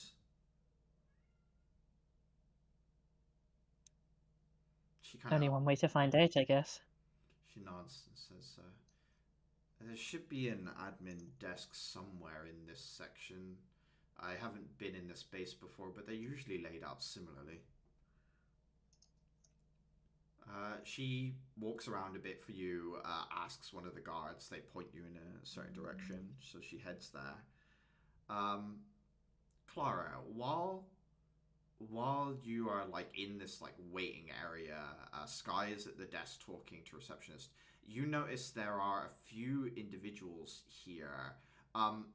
One you recognize as being someone from the casino that you saw before. Not the person in particular, like the 3Ts soldier that you had a conversation with, but someone who looks like maybe they were a higher up or official at the casino is in this waiting room. Maybe the person who runs it or something like that. She sat in one corner with someone who's like in a suit, so looks like more like an official, maybe like a lawyer type individual, and the two of them are sat together waiting for something. Other than that, there's like a bunch of papers on the desk as well, and other things like that in this space while Sky's talking away. Yeah, I'm gonna go pull up a seat next to like the lawyer guy and just see how that goes. Give me an insight check. Oh yay, I love these. Insight. You very quickly get the impression that he is somewhere else in his own head, right? Like there's a nervousness to him. There's like a bead of sweat that's running down his forehead, even in this area that seems to be somehow climate controlled. Like it's cooler in this space. You also get the sense that he's slightly afraid of the woman to the other side of him, and he's so focused on whatever's going on in his head that he hasn't even noticed you sit down beside him yet, Clara.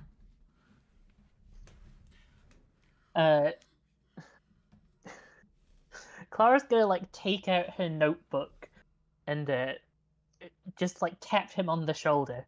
Oh, I'm really sorry. Do you have a pen? Oh, yes. Without thinking, he like unclips a suitcase in front of him, opens it up, and pulls a pen out of like a little holster thing that's in the top of this suitcase.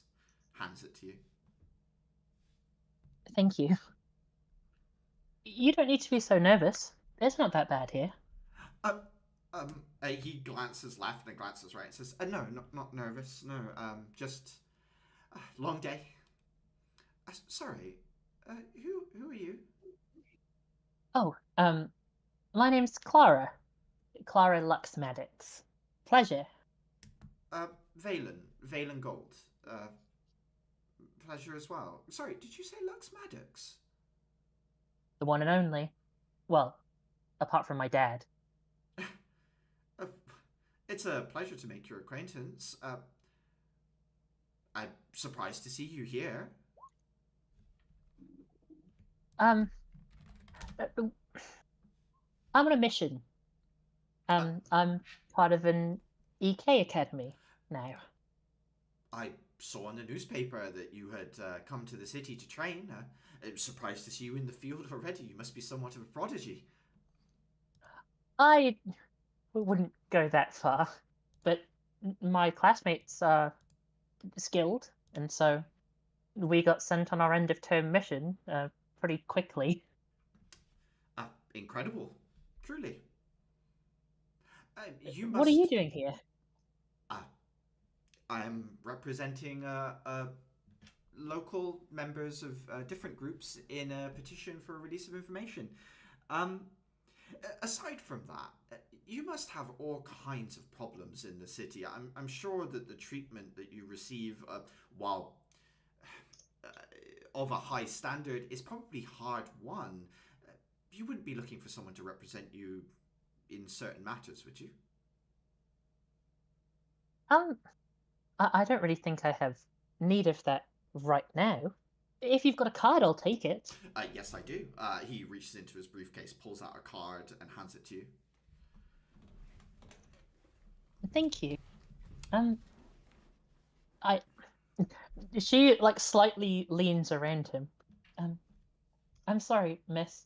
I don't mean to interrupt, but just while we have a breaking conversation, I want to say your casino was absolutely beautiful. She turns, looks at you. She smiles a sort of practice smile. She just says, I couldn't help but, overhear all that was discussed just now.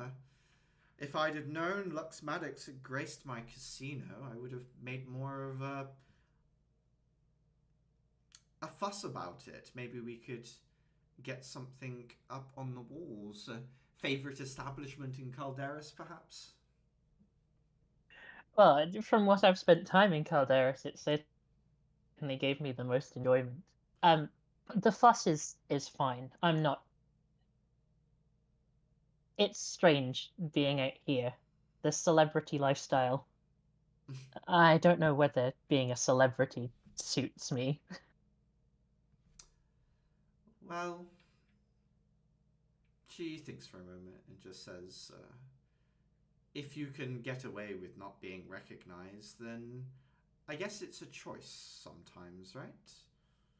You can use it as you will. People know the name, they don't necessarily know the face. I hear you're looking for release of information. You don't have to tell me, but I mean, my friend, she nods her head towards Sky. Well, we've been here on Empress Night business, so there might be something I can tell you. I mean, I'm not on the record, so. She leans forward and speaks softly so that only the lawyer who is sat between the two of you having this conversation and you can hear. And she says, I happen to know that some of your companions investigated a certain house. I happen to know that you were in my casino asking certain questions. I also happen to know that a certain companion of yours left with some winnings that perhaps she didn't exactly win. I am here asking for a release of information that I know I won't get. But I also happen to know it will set the base commander on edge, and that's all that's important to me. She smiles, very, faux kind to you, Clara, I guess. I see. Well, you might not get anything from them. That doesn't mean you won't get anything, right? Certainly not. Although if I don't know what you're looking for, I can't exactly help. I'm going to ask the base commander about his private dealings with the ex-leader of our community. And I already know the answer. I just want him to realize that. The lawyer in between the two of you is so uncomfortable. He's just sat there, just squirming in his seat, I don't like this. He just sat there trying to be as tiny as possible. She looks at you and says, this settlement is on edge. Something has to give. He needs to know that, and I mean to communicate it in as succinct a way as possible. And that's why I'm here with representation. And she puts a hand on his shoulder, and he smiles weakly. Well, between you, me, and the lamppost, and the lawyer, I suppose, sorry,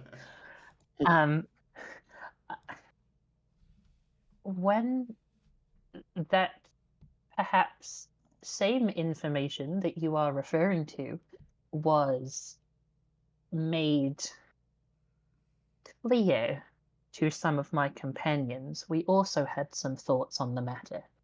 In particular, I know that one of the people I'm traveling with perhaps shared your opinion that this knowledge should be something made a little bit more public, but perhaps trying to make it overt might destabilize the whole thing.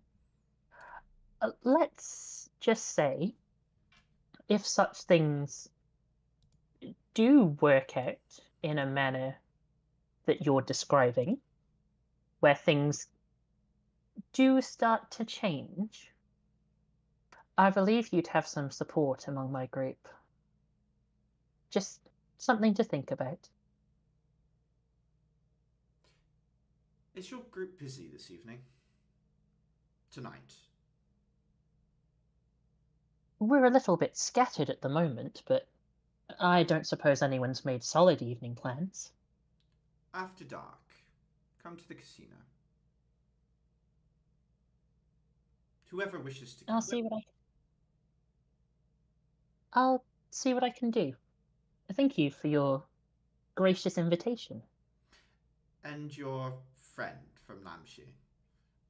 Tell her it's a gift. At which point, there is a call, AV Gold, and the lawyer says, yes, here, stands up so quick, and she smiles, gives you a sort of gracious head tilt, and then heads off with him into an office nearby. Sky kind of concludes her business, turns around to you and says, investigator by the name of Julia Varr. Not a name I recognize, probably new. We'll meet with her and get an impression of her in the morning. We may also have a meeting this evening, as it turns out. Oh? Is that who you were talking to? Lovely woman and her lawyer, who own the casino that we visited, looking for information.